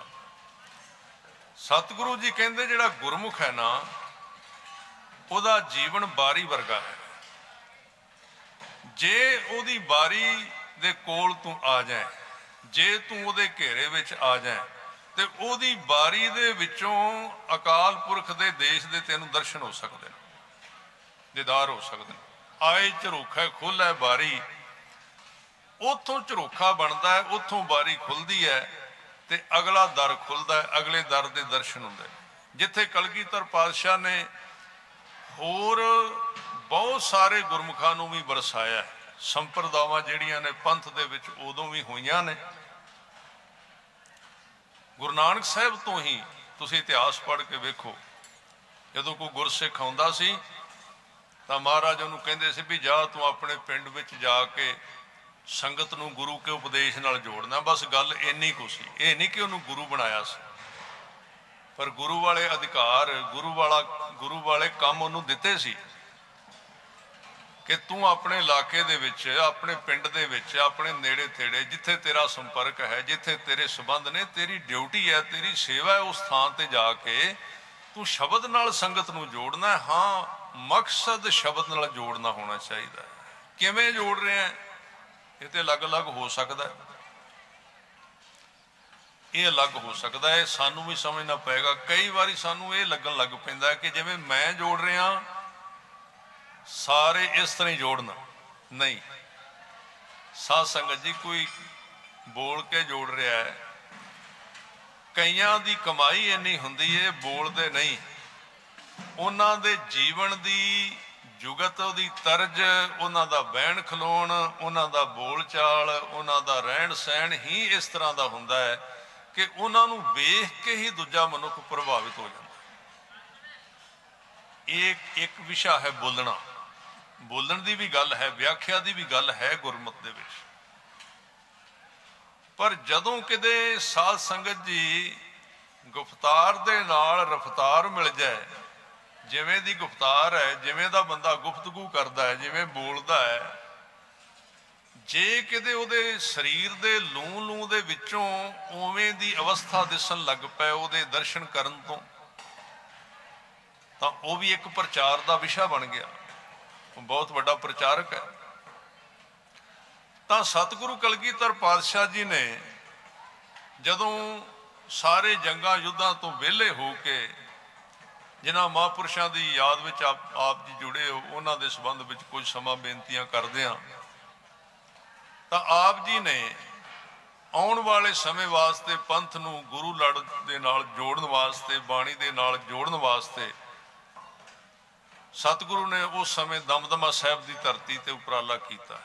ਨਾਲ ਜਿੰਨੀ ਸੰਗਤ ਸੀ, ਦੂਰੋਂ ਨੇੜਿਓਂ ਗੁਰਸਿੱਖ ਜਿਹੜੇ ਦੂਰ ਸਨ, ਵਿਦਵਾਨ, ਜਿਵੇਂ ਦਮਦਮੀ ਟਕਸਾਲ ਦੇ ਮੁੱਖ ਬਾਬਾ ਦੀਪ ਸਿੰਘ ਜੀ, ਭਾਈ ਮਣੀ ਸਿੰਘ ਜੀ, ਇਹਨਾਂ ਨੂੰ ਮੰਨਿਆ ਜਾਂਦਾ ਹੈ। ਤਾਂ ਬਾਬਾ ਦੀਪ ਸਿੰਘ ਜੀ ਨੂੰ ਤਾਂ ਗੁਰੂ ਸਾਹਿਬ ਨੇ ਆਨੰਦਪੁਰ ਸਾਹਿਬ ਦਾ ਘੇਰਾ ਪੈਣ ਤੋਂ ਪਹਿਲਾਂ ਹੀ ਨਗਰ ਭੇਜ ਦਿੱਤਾ ਸੀ, ਕਿਉਂਕਿ ਗੁਰੂ ਅੰਤਰਜਾਮੀ ਹੈ। ਅੱਜ ਕੱਲ ਦਾ ਕੋਈ ਤਰਕਵਾਦੀ ਹੋਵੇਗਾ ਤੇ ਉਹ ਅੱਜ ਤਾਂ ਹੁਣ ਰਹਿ ਹੀ ਤਰਕ ਗਿਆ ਹੈ ਬਹੁਤਾ, ਉਹਨਾਂ ਨੇ ਗਿਣਤੀ ਪੁੱਠੇ ਪਾਸੇ ਸ਼ੁਰੂ ਕਰਨੀ ਹੈ,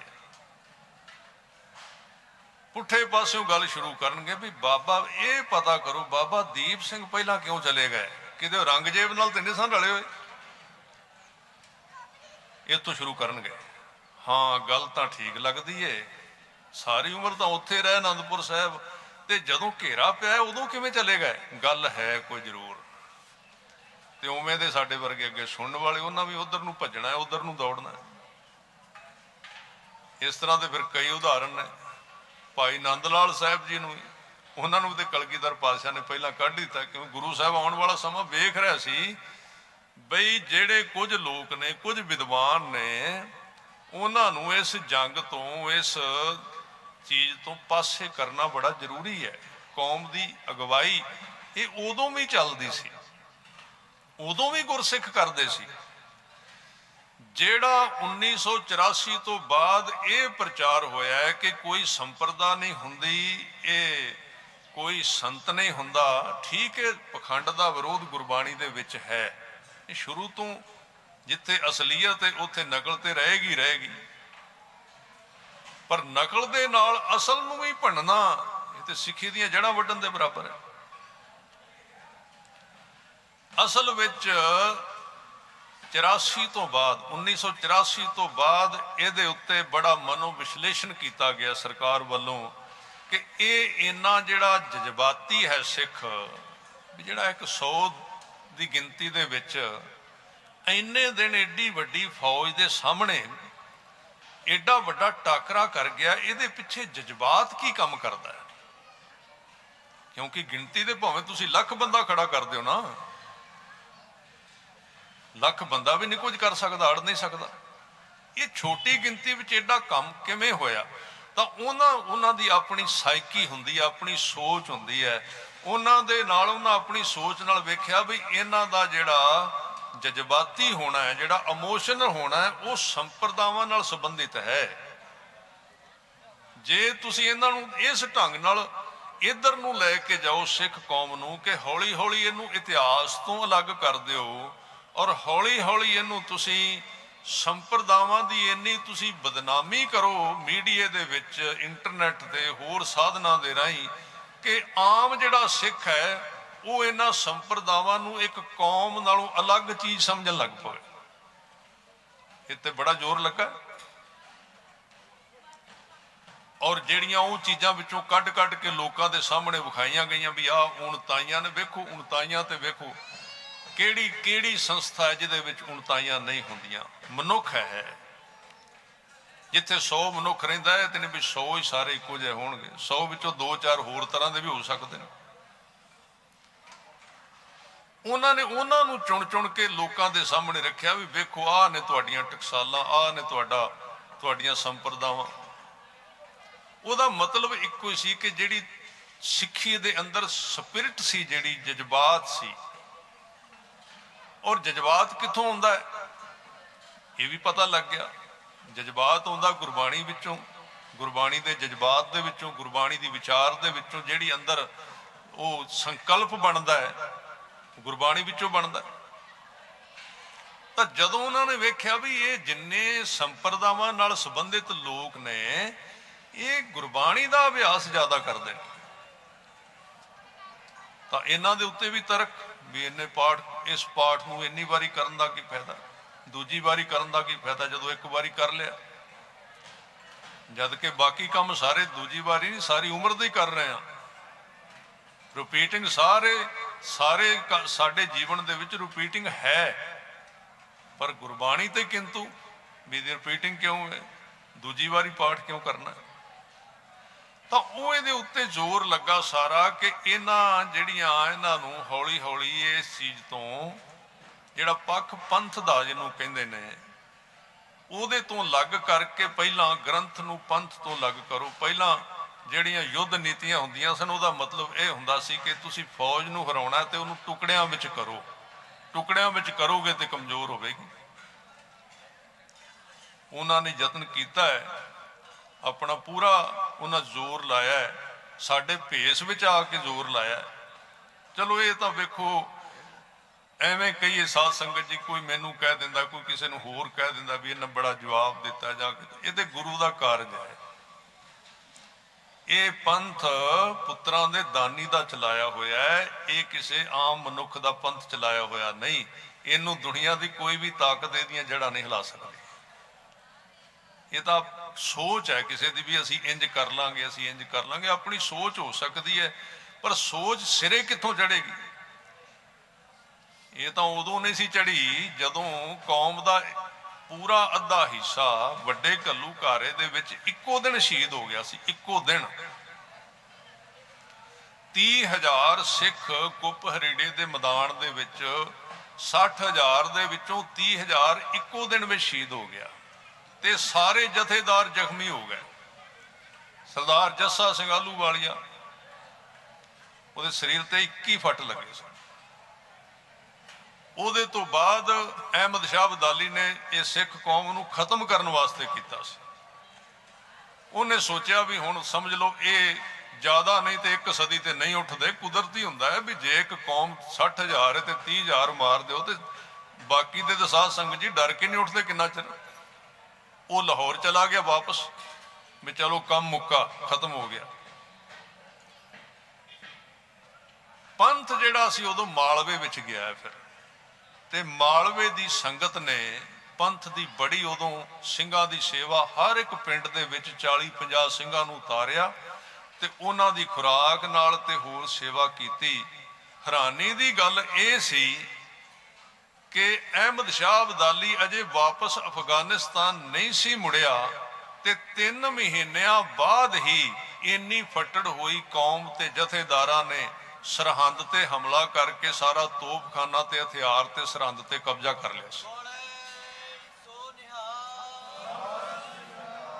ਯਾਨੀ ਕਿ ਮੈਂ ਹਾਲਤ ਦੀ ਹਾਲਾਤ ਦੀ ਗੱਲ ਕਰ ਰਿਹਾ ਵੀ ਕੌਮ ਉਸ ਹਾਲਾਤ ਵਿੱਚ ਵੀ ਇੰਨੀ ਚੜ੍ਹਦੀ ਕਲਾ ਵਿੱਚ ਰਹੀ ਹੈ ਕਿ 3 ਮਹੀਨਿਆਂ ਵਿੱਚ, ਕਿਉਂਕਿ ਉਹ ਜਿਹੜੇ ਸਿੱਖ ਬਚੇ ਸੀ ਉਹਨਾਂ ਦੇ ਮਨ ਵਿੱਚ ਇਹ ਸੀ ਵੀ ਅਬਦਾਲੀ ਦਾ ਇਹ ਅਫਗਾਨਿਸਤਾਨ ਮੁੜਨ ਤੋਂ ਪਹਿਲਾਂ ਭਰਮ ਤੋੜਨਾ ਹੈ ਕਿ ਅਸੀਂ ਜਿਉਂਦੇ ਹਾਂ।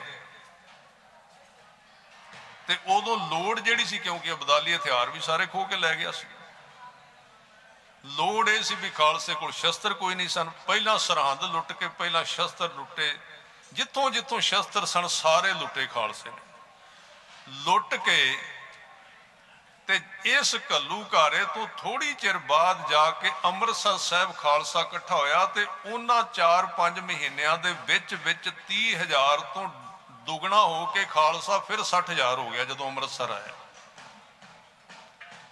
ਇੱਥੇ ਵਿਸਾਖੀ ਮਨਾਉਣੀ ਸੀ। ਫਿਰ ਖਾਲਸਾ ਅੰਮ੍ਰਿਤਸਰ ਤੱਕ ਸੀਮਤ ਨਹੀਂ ਰਿਹਾ, ਕਿਉਂਕਿ ਅਬਦਾਲੀ ਅਜੇ ਲਾਹੌਰ ਬੈਠਾ ਸੀ, ਅਜੇ ਅਫਗਾਨਿਸਤਾਨ ਮੁੜਿਆ ਨਹੀਂ ਸੀ। ਉਹ ਸਿੱਖਾਂ ਨੇ ਜਾ ਕੇ ਲਾਹੌਰ ਦੇ ਆਲੇ ਦੁਆਲੇ ਲੁੱਟਮਾਰ ਸ਼ੁਰੂ ਕਰਤੀ, ਅਬਦਾਲੀ ਨੂੰ ਦੱਸਣ ਵਾਸਤੇ, ਆਪਣੇ ਘਰ ਭਰਨ ਵਾਸਤੇ ਨਹੀਂ। ਉਹਨੂੰ ਜਦੋਂ ਖਬਰ ਮਿਲੀ ਵੀ ਤੂੰ ਜਿਨ੍ਹਾਂ ਨੂੰ ਖਤਮ ਕਰੀ ਫਿਰਨਾ, ਉਹ ਤੇ ਅੰਮ੍ਰਿਤਸਰ ਸਾਹਿਬ ਆਏ ਨੇ ਤੇ ਅੰਮ੍ਰਿਤਸਰ ਸਾਹਿਬ ਦੇ ਸਰੋਵਰ ਦੇ ਵਿੱਚ ਉਹਨੇ ਮਿੱਟੀ ਭਰੀ ਹੋਈ ਸੀ, ਕਿਉਂਕਿ ਉਹਨੂੰ ਪਤਾ ਲੱਗਾ ਸੀ ਵੀ ਇੱਥੋਂ ਇਹ ਤਗੜੇ ਹੁੰਦੇ ਨੇ ਇਸ਼ਨਾਨ ਕਰਕੇ ਬਾਣੀ ਸੁਣ ਕੇ। ਉਹਨੇ ਸੁਲ੍ਹਾ ਦੀ ਪੇਸ਼ਕਸ਼ ਕੀਤੀ ਪੰਥ ਨੂੰ, ਪਰ ਪੰਥ ਨੇ ਪ੍ਰਵਾਨ ਨਹੀਂ ਕੀਤੀ ਸੁਲ੍ਹਾ ਦੀ ਉਦੋਂ ਪੇਸ਼ਕਸ਼।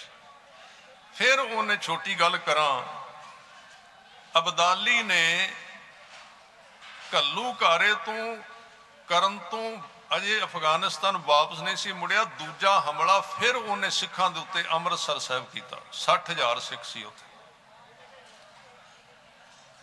ਹੁਣ ਕਹਿੰਦੇ ਨੇ ਵੀ ਜ਼ਖਮੀ ਸ਼ੇਰ ਜਿਹੜਾ ਨਾ ਉਹ ਜ਼ਿਆਦਾ ਗੁੱਸੇ ਨਾਲ ਪੈਂਦਾ, ਫਿਰ ਲੜਦੇ ਤੇ ਸਿੰਘ ਪਹਿਲਾਂ ਵੀ ਬੜੇ ਸੀ, ਪਰ ਉਦੋਂ ਘੱਲੂਘਾਰੇ ਦਾ ਅੰਦਰ ਗੁੱਸਾ ਸੀ ਸਿੱਖਾਂ ਦੇ ਅੰਦਰ। ਕਹਿੰਦੇ ਨੇ ਅਬਦਾਲੀ ਦੀ ਫੌਜ ਸੀ 2 ਲੱਖ ਤੇ ਸਿੱਖਾਂ ਦੀ ਸੀ 60,000। ਇੰਨੀ ਡਟਵੀਂ ਲੜਾਈ ਹੋਈ ਕਿ ਅਬਦਾਲੀ ਨੂੰ ਮੈਦਾਨ ਛੱਡ ਕੇ ਭੱਜਣਾ ਪਿਆ ਤੇ ਹਜ਼ਾਰਾਂ ਫੌਜੀ ਖਾਲਸੇ ਨੇ ਅੰਮ੍ਰਿਤਸਰ ਸਾਹਿਬ ਦੀ ਧਰਤੀ ਤੇ ਅਬਦਾਲੀ ਦੇ ਗ੍ਰਿਫਤਾਰ ਕਰ ਲਏ, ਕੈਦੀ ਬਣਾ ਲਏ, ਕਾਬੂ ਕਰ ਲਿਆ, ਹੱਥ ਬੰਨ ਲਏ ਉਹਨਾਂ ਦੇ। ਅਬਦਾਲੀ ਲਾਹੌਰ ਤੋਂ ਹੁੰਦਾ ਹੋਇਆ ਵਾਪਸ ਭੱਜ ਕੇ ਵੜਿਆ ਅਫਗਾਨਿਸਤਾਨ ਦੇ ਵਿੱਚ, ਤੇ ਜਿਹੜੇ ਫੌਜੀ ਸਿੰਘਾਂ ਨੇ ਫੜੇ ਸੀ ਉਹਨਾਂ ਨੂੰ ਕਿਹਾ ਵੀ ਜਿਹੜੇ ਸਰੋਵਰ ਵਿੱਚ ਮਿੱਟੀ ਪਾਈ ਸੀ ਉਹਨੂੰ ਕੱਢੋ, ਤੁਸੀਂ ਆਪ ਹੀ ਸਿਰਾਂ ਤੇ ਚੁੱਕ ਕੇ ਬਾਹਰ ਕੱਢੋ। ਸਰੋਵਰ ਵਿੱਚੋਂ ਮਿੱਟੀ ਉਹਨਾਂ ਅਬਦਾਲੀ ਦੇ, ਜਿਹਨਾਂ ਨੂੰ ਤਾਲੀਬਾਨ ਕਹਿੰਦੇ ਨੇ, ਜਿਹਨਾਂ ਤੋਂ ਅਮਰੀਕਾ ਵੀ ਕੰਬਦਾ, ਇਹਨਾਂ ਤੋਂ ਕਢਾਈ ਸੀ ਸਰੋਵਰ ਦੇ ਵਿੱਚੋਂ ਮਿੱਟੀ। ਇਹਨਾਂ ਦੇ ਵਿੱਚੋਂ ਮਿੱਟੀ ਕਢਾ ਕੇ ਤੇ ਫਿਰ ਖਾਲਸੇ ਦਾ ਆਦਰਸ਼ ਪੈਦਾ ਕੀਤਾ ਵੀ ਅਸੀਂ ਕੋਈ ਲੋਕਾਂ ਨੂੰ ਮਾਰਨ ਵਾਲੀ ਬਿਰਤੀ ਵਾਲੇ ਨਹੀਂ, ਵੀ ਲੋਕ ਮਾਰ ਦਿਓ। ਜਿਨ੍ਹਾਂ ਨੇ ਇੰਨਾ ਜ਼ੁਲਮ ਕੀਤਾ ਸੀ ਵੀ ਸਿੱਖਾਂ ਦੇ ਪਰਿਵਾਰ ਮਾਰੇ ਸਨ, ਮਿੱਟੀ ਕਢਾ ਕੇ ਸਫਾਈ ਕਰਾ ਕੇ ਕਹਿੰਦੇ ਜਾਓ ਭੱਜੋ ਅਫਗਾਨਿਸਤਾਨ, ਦੌੜ ਜਾਓ ਇੱਥੋਂ, ਕੁਝ ਨਹੀਂ ਕਹਿੰਦੇ ਤੁਹਾਨੂੰ। ਉਹਨਾਂ ਨੂੰ ਵਾਪਸ ਮੋੜ ਦਿੱਤਾ। ਇਹ ਜਿਹੜੀ ਸਪਿਰਿਟ ਸੀ ਇਹ ਕਿੱਥੋਂ ਆਈ? ਪੰਥ ਵਿੱਚੋਂ ਆਈ। ਤੇ ਪੰਥ ਕਾਹਦਾ ਬਣਿਆ? ਪੰਥ ਉਦੋਂ ਮਿਸਲਾਂ ਦਾ ਬਣਿਆ ਸੀ। ਬਾਬਾ ਦੀਪ ਸਿੰਘ ਜੀ ਜਿਹੜੀ ਸ਼ਹੀਦਾਂ ਮਿਸਲ ਹੈ, ਸ਼ਹੀਦਾਂ ਦੀ ਮਿਸਲ ਦੇ ਮੁਖੀ ਸਨ ਬਾਬਾ ਦੀਪ ਸਿੰਘ। ਤਾਂ ਮਿਸਲਾਂ ਉਦੋਂ ਜਿਹੜੀਆਂ ਸਨ ਅਲੱਗ-ਅਲੱਗ ਜਥੇ ਤਾਂ ਬਣਾਏ ਵੀ ਸਿੱਖਾਂ ਦੀ ਗਿਣਤੀ ਵਧਣ ਕਰਕੇ ਇਹਦੇ ਜਥੇ ਬਣਾ ਦਿੱਤੇ ਗਏ ਸੀ ਕਿ ਇਹ ਜਿਹੜੇ ਇਹਨਾਂ ਦੀ ਸੰਭਾਲ ਕਰਨੀ ਔਖੀ। ਇੱਕ ਬੁੱਢਾ ਦਲ ਬਣਿਆ, ਇੱਕ ਦਲ ਖਾਲਸਾ ਬਣਿਆ, ਤੇ ਉਹਦੇ ਵਿੱਚੋਂ ਫਿਰ ਜਿਹੜੀ ਦਮਦਮੀ ਟਕਸਾਲ ਜਿਹੜੇ ਮਹਾਰਾਜ ਨੇ ਅਰਥ ਸਮਝਾਏ, ਤੇ ਉਹ ਅਰਥ ਸਮਝਾਏ ਜਿਨ੍ਹਾਂ ਅਰਥਾਂ ਦੇ ਨਾਲ ਕਈ ਗੁਰਸਿੱਖ ਬਦੇ ਮੁਕਤ ਵੀ ਹੋਏ। ਬਦੇ ਮੁਕਤੀ ਦੀ ਪ੍ਰਾਪਤੀ, ਹੁਣ ਸਮਾਂ ਹੋ ਗਿਆ ਮੈਂ ਸਮਾਪਤੀ ਕਰਾਂ। ਇੱਥੇ 40 ਦੇ ਕਰੀਬ ਸਿੱਖ ਦੱਸੇ ਜਾਂਦੇ ਕਿ ਜਿਹੜੇ ਬਦੇ ਮੁਕਤੀ ਜਿਨ੍ਹਾਂ ਨੂੰ ਭਾਵ ਇਹ ਸੀ कि ਜਿਹੜੇ ਦੇਹ ਦੀ ਪ੍ਰਭਾਵਾਂ ਤੋਂ ਉੱਚੇ ਹੋ ਗਏ, ਠੰਡ ਗਰਮੀ ਨੀਂਦ ਭੁੱਖ ਦੀ ਜਿਨ੍ਹਾਂ ਨੂੰ ਪਰਵਾਹ ਨਹੀਂ ਸੀ ਰਹੀ, ਤਾਂ ਸਤਿਗੁਰਾਂ ਨੇ ਫਿਰ ਇਹਨਾਂ ਨੂੰ ਆਪਣੀ ਸੱਤਿਆ ਦੇ ਨਾਲ, ਕਲਾ ਦੇ ਨਾਲ ਇਹਨਾਂ ਨੂੰ ਸੁਰਜੀਤ ਕਰਕੇ ਕਿਹਾ ਵੀ ਨਹੀਂ ਭਾਈ, ਆਪਾਂ ਇਸ ਤਰ੍ਹਾਂ ਦੇਹ ਨੂੰ ਤੇ ਕੁਝ ਨਹੀਂ ਹੁੰਦਾ, ਇਸ ਤਰ੍ਹਾਂ ਚਲੋ ਹੈ ਤੇ ਅਵਸਥਾ ਚੰਗੀ ਹੈ ਵੀ ਦੇਹ ਦੀ ਪਰਵਾਹ ਹੀ ਨਾ ਰਹਿਣੀ, ਜਿੱਥੇ ਬਹਿਣਾ ਬਹਿ ਰਹਿਣਾ, ਪਰ ਆਪਾਂ ਸੇਵਾ ਕਰਨੀ, ਪੰਥ ਦੀ ਪ੍ਰਚਾਰ ਕਰਨਾ ਹੈ। ਉੱਥੋਂ ਇਹ ਗੁਰੂ ਕੀ ਟਕਸਾਲ ਜਿਹੜੀ ਚੱਲਦੀ ਗਈ ਅੱਗੇ, ਮਹਾਂਪੁਰਸ਼ ਜਿਹੜੇ ਨੇ ਵਾਰੀ ਵਾਰੀ ਆਪੋ ਆਪਣੇ ਸਮੇਂ ਦੇ ਵਿੱਚ ਜਿਵੇਂ ਦਾ ਸਮਾਂ ਆਇਆ, ਇਸ ਟਕਸਾਲ ਨੇ ਵੱਡੀ ਸੇਵਾ ਜਿਹੜੀ ਹੈ ਅਰਥਾਂ ਦੀ, ਜਿਹੜੀ ਸੰਤ ਬਾਬਾ ਗੁਰਬਚਨ ਸਿੰਘ ਜੀ ਖਾਲਸਾ ਪਿੰਡਰਾਂ ਵਾਲੇ, ਉਹਨਾਂ ਨੇ ਸਤਿਗੁਰੂ ਜੀ ਦੇ ਸਰੂਪ ਦੀ ਜਿਵੇਂ ਕਹਿੰਦੇ 27 ਵਾਰੀ ਕਥਾ ਕੀਤੀ। ਕੋਈ ਛੋਟੀ ਗੱਲ ਨਹੀਂ ਸਾਧ ਸੰਗਤ ਜੀ, ਇੱਕ ਬਾਣੀ ਦੀ ਕਥਾ ਕਰਨੀ ਹੋਵੇ ਤੇ ਬੜੀ ਔਖੀ ਗੱਲ ਬਣ ਜਾਂਦੀ ਹੈ। 27 ਵਾਰੀ ਸਾਰੀ ਉਮਰ ਹੀ ਸੰਤ ਬਾਬਾ ਗੁਰਬਚਨ ਸਿੰਘ ਜੀ ਕਥਾ ਕਰਦੇ ਰਹੇ। ਤੇ ਮੈਨੂੰ ਛੋਟੀ ਜਿਹੀ ਗੱਲ ਚੇਤੇ ਆ ਗਈ, ਮੈਂ ਇੰਗਲੈਂਡ ਸੀ ਪਿਛਲੇ ਸਾਲ, ਉੱਥੇ ਮੈਂ ਕਥਾ ਕਰਦਾ ਸੀ ਸਾਊਥ ਹਾਲ ਗੁਰਦੁਆਰੇ, ਤੇ ਇੱਕ ਸਿੰਘ, ਹੁਣ ਮੈਨੂੰ ਯਾਦ ਨਹੀਂ ਆਇਆ, ਬਜ਼ੁਰਗ ਨੇ ਕਾਫੀ, ਹੁਣ ਉਹ ਬਾਬਾ ਜੀ ਦੇ ਨਾਲ ਰਹੇ ਨੇ, ਬਾਬਾ ਗੁਰਬਚਨ ਸਿੰਘ ਜੀ ਦੇ ਨਾਲ ਉੱਥੇ ਰਹਿੰਦੇ ਨੇ। ਉਹ ਮੈਨੂੰ ਸਿੰਘਾਂ ਨੇ ਸੁਨੇਹਾ ਦਿੱਤਾ, ਕਹਿੰਦੇ ਵੀ ਉਹ ਕਹਿੰਦੇ ਵੀ ਮੈਂ ਤੇਰੇ ਨਾਲ ਕਥਾ ਪੜ੍ਹਨੀ ਹੈ, ਵੀ ਮੈਂ ਬਾਬਾ ਜੀ ਦੇ ਨਾਲ ਵੀ ਕਥਾ ਪੜ੍ਹਦਾ ਹੁੰਦਾ ਸੀ ਪਹਿਲਾਂ। ਮੈਂ ਕਿਹਾ ਵੀ ਮੇਰੇ ਦੇ ਵੱਡੇ ਭਾਗ ਨੇ, ਤੇ ਨਾਲੇ ਭਾਈ ਐਡੀ ਵੱਡੀ ਤੁਸੀਂ ਉਹਨਾਂ ਦੇ ਨਾਲ ਰਹੇ ਹੋ, ਅਦਬ ਕਰਨਾ ਬਣਦਾ, ਸਤਿਕਾਰ ਬਣ, ਤੇ ਨਾਲ ਉਹ ਕਥਾ ਪੜ੍ਹਦੇ ਰਹੇ। ਬੜਾ ਆਨੰਦ ਆਇਆ ਕਥਾ ਕਰਨ ਦਾ, ਕਿਉਂਕਿ ਜਦੋਂ ਇੱਕ ਯਾਦ ਆਉਂਦੀ ਹੈ ਨਾ ਉਹਨਾਂ ਦੀ ਐਡੀ ਵੱਡੀਆਂ ਸ਼ਖਸੀਅਤਾਂ ਦੀ, ਵੀ ਉਹ ਉਹਨਾਂ ਦੇ ਨਾਲ ਪੜ੍ਹਦੇ ਸੀ ਤੇ ਅੱਜ ਇੱਥੇ ਬੈਠੇ, ਤਾਂ ਬੜਾ ਆਨੰਦ ਬਣਿਆ, ਬਹੁਤ ਗੱਲ ਬਣੀ। ਉਹਨਾਂ ਨੇ ਮੈਨੂੰ ਇੱਕ ਗੱਲ ਦੱਸੀ ਸੀ, ਉਹ ਤੁਹਾਡੇ ਨਾਲ ਸਾਂਝੀ ਕਰਕੇ ਸਮਾਪਤੀ ਕਰ ਦਿਆਂਗਾ। ਉਹ ਮੈਨੂੰ ਹੁਣ ਨਾਂ ਵਿਸਰ ਗਿਆ, ਪ੍ਰਚਲਿਤ ਨੇ ਬੜੇ ਆਪਣੇ ਸਿੰਘਾਂ ਦੇ ਵਿੱਚ, ਟਕਸਾਲ ਦੇ ਵਿੱਚ ਉਹਨਾਂ ਦਾ ਨਾਂ ਜਿਹੜਾ ਗਿਆਨੀ ਗੁਰਦੇਵ ਸਿੰਘ ਜੀ, ਹਾਂਜੀ ਇਹ ਉਹਨਾਂ ਦਾ ਨਾਂ। ਤਾਂ ਉਹਨਾਂ ਨੇ ਮੈਨੂੰ ਇੱਕ ਸਿੰਘਾਂ ਦੇ ਘਰ ਪ੍ਰਸ਼ਾਦਾ ਛਕਦੇ ਇਕੱਠੇ ਹੋਏ ਸੀ, ਤੇ ਉੱਥੇ ਹੌਲੀ ਜਿਹੀ ਬੋਲਦੇ ਨੇ, ਹੁਣ ਉਮਰ ਕਾਫੀ ਹੋ ਗਈ। ਮੈਂ ਕਿਹਾ ਵੀ ਕੋਈ ਬਚਨ ਸੁਣਾਓ ਮਹਾਂਪੁਰਸ਼ਾਂ ਦਾ। ਕਹਿੰਦੇ ਇੱਕ ਗੱਲ ਮੈਨੂੰ ਯਾਦ, ਮੈਂ ਸੁਣਾ ਦੇਣਾ। ਕਹਿੰਦੇ ਇੱਕ ਵਾਰੀ ਮੈਂ ਪੁੱਛਿਆ ਸੀ ਵੀ ਜਿਹੜਾ ਬ੍ਰਹਮ ਗਿਆਨੀ ਹੈ ਉਹ ਤੇ ਜਨਮ ਮਰਨ ਵਿੱਚ ਆਉਂਦਾ ਨਹੀਂ, ਤੇ ਹੁਣ ਤੁਸੀਂ ਬਾਬਾ ਜੀ ਦੱਸੋ ਵੀ ਕਿਵੇਂ ਆਪ ਜੀ ਨੇ ਜਨਮ ਵੀ ਲਿਆ ਜਾਂ ਅੱਗੋਂ ਕਿਵੇਂ ਹੈ, ਵੀ ਆਪੇ ਭਜਨ ਕਰਨਗੇ, ਕੋਈ ਨਾ ਕੋਈ ਦੱਸਣਗੇ। ਤਾਂ ਉਹ ਗਿਆਨੀ ਗੁਰਦੇਵ ਸਿੰਘ ਜੀ ਦੇ ਕਹਿਣ ਦੇ ਮੁਤਾਬਕ ਉਹ ਕਹਿੰਦੇ ਵੀ ਮੈਨੂੰ ਬਾਬਾ ਗੁਰਬਚਨ ਸਿੰਘ ਜੀ ਨੇ, ਖਾਲਸਾ ਪਿੰਡਰਾਂ ਵਾਲਿਆਂ ਨੇ ਇਹ ਗੱਲ ਦੱਸੀ। ਕਹਿੰਦੇ ਭਾਈ ਗੁਰਮੁਖਾ, ਅਸੀਂ ਜਨਮ ਨਹੀਂ ਸੀ ਲੈਣਾ, ਵਾਸ਼ਨਾ ਇੱਛਾ ਰਹੀ ਨਹੀਂ ਸੀ, ਅਸੀਂ ਮੁਕਤ ਹੋ ਚੁੱਕੇ ਸੀ ਪਿਛਲੇ ਜਨਮ ਦੇ ਵਿੱਚ, ਪਰ ਸਾਨੂੰ ਇੱਕ ਫੁਰਨਾ ਆ ਗਿਆ। ਇੱਕ ਫੁਰਨਾ ਕਹਿ ਲਓ, ਭਾਵੇਂ ਵਾਸ਼ਨਾ ਕਹਿ ਲਓ, ਮਤਲਬ ਇੱਛਾ ਕਹਿ ਲਓ, ਇੱਕੋ ਚੀਜ਼ ਹੈ। ਉਹ ਪੈਦਾ ਹੋ ਗਈ। ਉਹ ਇਹ ਸੀ, ਅਸੀਂ ਕਲਗੀਧਰ ਪਾਤਸ਼ਾਹ ਦੇ ਚਰਨਾਂ ਵਿੱਚ ਅਰਦਾਸ ਕਰ ਦਿੱਤੀ ਕਿ ਸੱਚੇ ਪਾਤਸ਼ਾਹ, ਜਿਹੜੀ ਕਥਾ ਤੁਸੀਂ ਦਮਦਮਾ ਸਾਹਿਬ ਸਿੰਘਾਂ ਨੂੰ, ਪੰਥ ਨੂੰ ਸੁਣਾਈ ਸੀ, ਕਿਰਪਾ ਕਰੋ ਜੇ ਮੇਰੇ ਤੇ ਸਿਰ ਤੇ ਹੱਥ ਰੱਖੋ ਤੇ ਮੈਂ ਉਹ ਕਥਾ ਆਪਣੇ ਪੰਥ ਨੂੰ ਸੁਣਾਵਾਂ ਪਲਟ ਕੇ। ਕਹਿੰਦੇ ਇਹ ਫੁਰਨਾ ਸਾਡਾ ਜਦੋਂ ਆਇਆ, ਇਸ ਫੁਰਨੇ ਕਰਕੇ ਅਸੀਂ ਇਹ ਆਏ ਆ ਇੱਥੇ ਸੰਸਾਰ ਦੇ ਵਿੱਚ, ਔਰ ਉਹ ਫੁਰਨਾ ਅਸੀਂ ਵਾਰ-ਵਾਰ ਜਿੱਥੇ ਵੀ ਕਥਾ ਕਰਨੇ ਆ ਤੇ ਗੁਰੂ ਗ੍ਰੰਥ ਸਾਹਿਬ ਜੀ ਦੀ ਕਥਾ ਕਰਨੇ ਆ, ਔਰ ਬਕਾਇਦਾ ਉਹਨਾਂ ਨੇ ਭੇਦ ਵੀ ਖੋਲੇ ਨੇ ਬਾਣੀ ਦੇ ਬਹੁਤ ਸਾਰੇ। ਭਾਵੇਂ ਚਲੋ ਆਪਾਂ ਉਹਨਾਂ ਦੀ ਮੈਂ ਗੱਲ ਹੀ ਨਹੀਂ ਅੱਜ ਬਹੁਤੀ ਛੇੜਨੀ ਚਾਹੁੰਦਾ, ਜਿਹੜੇ ਇਸ ਤਰ੍ਹਾਂ ਦੀਆਂ ਗੱਲਾਂ ਜਿਨ੍ਹਾਂ ਨੂੰ ਵਿਚਾਰਿਆਂ ਨੂੰ ਮੈਂ ਤੇ ਵਿਚਾਰੇ ਹੀ ਕਵਾਂਗਾ ਵੀ ਸਿੱਖੀ ਦਾ ਊੜਾ ਜਿਹੜਾ ਜਿੰਨਾ ਪੜ੍ਹਿਆ ਨਹੀਂ, ਉਹ ਏਡੀਆਂ ਵੱਡੀਆਂ ਸ਼ਖਸੀਅਤਾਂ ਦੇ ਉੱਤੇ ਵਿੱਚੋਂ ਛੋਟੀ ਜੀ ਗੱਲ ਕੱਢ ਕੇ ਕਰ ਦੇਣੀ, ਨਾ ਅਗਲੀ ਗੱਲ ਸੁਣੀ ਨਾ ਪਿਛਲੀ ਸੁਣੀ। ਤੇ ਹੁਣ ਮੇਰੇ ਖਿਆਲ ਦੇ ਵਿੱਚ ਇਹਨਾਂ ਦਾ ਪੈਟਰੋਲ ਜਿਹਾ ਵੀ ਖਤਮ ਹੋ ਹੀ ਗਿਆ ਲੱਗਦਾ। ਤਾਂ ਹੋਣਾ ਹੀ ਹੁੰਦਾ ਹੈ, ਝੂਠ ਜਿਹੜਾ ਕਿੰਨਾ ਕੁ ਚਿਰ ਚੱਲਦਾ ਹੁੰਦਾ ਹੈ। ਪਰ ਆਪਾਂ ਅਰਦਾਸ ਕਰੀਏ ਵੀ ਸੱਚੇ ਪਾਤਸ਼ਾਹ ਸਾਨੂੰ ਤੁਸੀਂ ਯੋਗ ਬਣਾ ਲਓ। ਤੇਰਾ ਕੀਤਾ ਜਾਤੋ ਨਾਹੀ ਮੈਨੂੰ ਜੋਗ ਕੀ ਤੋਈ, ਮੈਂ ਨਿਰਗੁਣ ਆਰੇ ਕੋ ਗੁਣ ਨਾਹੀ, ਆਪੇ ਤਰਸ ਪਇਓ। ਤਰਸ ਪਿਆ ਮਿਹਰਾਮਤ ਹੋਈ, ਸਤਿਗੁਰ ਸੱਜਣ ਮਿਲਿਆ, ਨਾਨਕ ਨਾਮ ਮਿਲੇ ਤਾਂ ਜੀਵਾਂ, ਤਨ ਮਨ ਥੀਵੈ ਹਰਿਆ। ਮਹਾਰਾਜ ਆਪਣੀ ਕੌਮ ਦੇ ਆਪ ਰਾਖੇ ਨੇ, ਆਪਣੇ ਪੰਥ ਦੇ, ਆਪਣੀਆਂ ਸੰਪਰਦਾਵਾਂ ਦੇ। ਇਸੇ ਤਰ੍ਹਾਂ ਅਰਦਾਸ ਹੈ ਸਤਿਗੁਰੂ ਜੀ ਦੇ ਚਰਨਾਂ ਦੇ ਵਿੱਚ ਕਿ ਜਿੰਨੇ ਵੀ ਵਿਦਿਆਲੇ ਨੇ ਕੌਮ ਦੇ, ਇਹ ਅਸਥਾਨ ਸਾਡੇ ਸਤਿਕਾਰਯੋਗ ਸਿੰਘ ਸਾਹਿਬ ਭਾਈ ਅਮਰੀਕ ਸਿੰਘ ਜੀ ਉਹ ਸੇਵਾ ਨਿਭਾ ਰਹੇ ਨੇ, ਔਰ ਕਾਫੀ ਸਿੰਘ ਰਹਿੰਦੇ। ਪਹਿਲਾਂ ਵੀ ਕਈ ਵਾਰੀ ਸਿੰਘਾਂ ਨੇ ਹੁਕਮ ਕੀਤਾ ਸੀ, ਸਮਾਂ ਇਸ ਤਰ੍ਹਾਂ ਦਾ ਨਹੀਂ ਸੀ ਬਣਦਾ, ਤਾਂ ਹੁਣ ਸਮਾਂ ਬਣਿਆ, ਦਰਸ਼ਨ ਹੋਏ ਨੇ ਪਹਿਲੀ ਵਾਰੀ। ਬਹੁਤ ਵਿਦਿਆਰਥੀ ਸਿੰਘ ਨੇ, ਬਹੁਤ ਪਿਆਰ ਸਤਿਕਾਰ ਕਰਦੇ ਨੇ। ਉਹ ਸਾਰਿਆਂ ਦਾ ਬਹੁਤ ਧੰਨਵਾਦ। ਸਤਿਗੁਰੂ ਗ੍ਰੰਥ ਸਾਹਿਬ ਸੱਚੇ ਪਾਤਸ਼ਾਹ ਜੀ ਦਾ ਸ਼ੁਕਰਾਨਾ, ਭੁੱਲਾਂ ਚੁੱਕਾਂ ਦੀ ਖਿਮਾ। ਸਾਰੇ ਅਸੀਸ ਬਖਸ਼ੋ, ਫਤਿਹ ਬੁਲਾਓ ਜੀ। ਵਾਹਿਗੁਰੂ ਜੀ ਕਾ ਖਾਲਸਾ, ਵਾਹਿਗੁਰੂ ਜੀ ਕੀ ਫਤਿਹ। ਬਹੁਤ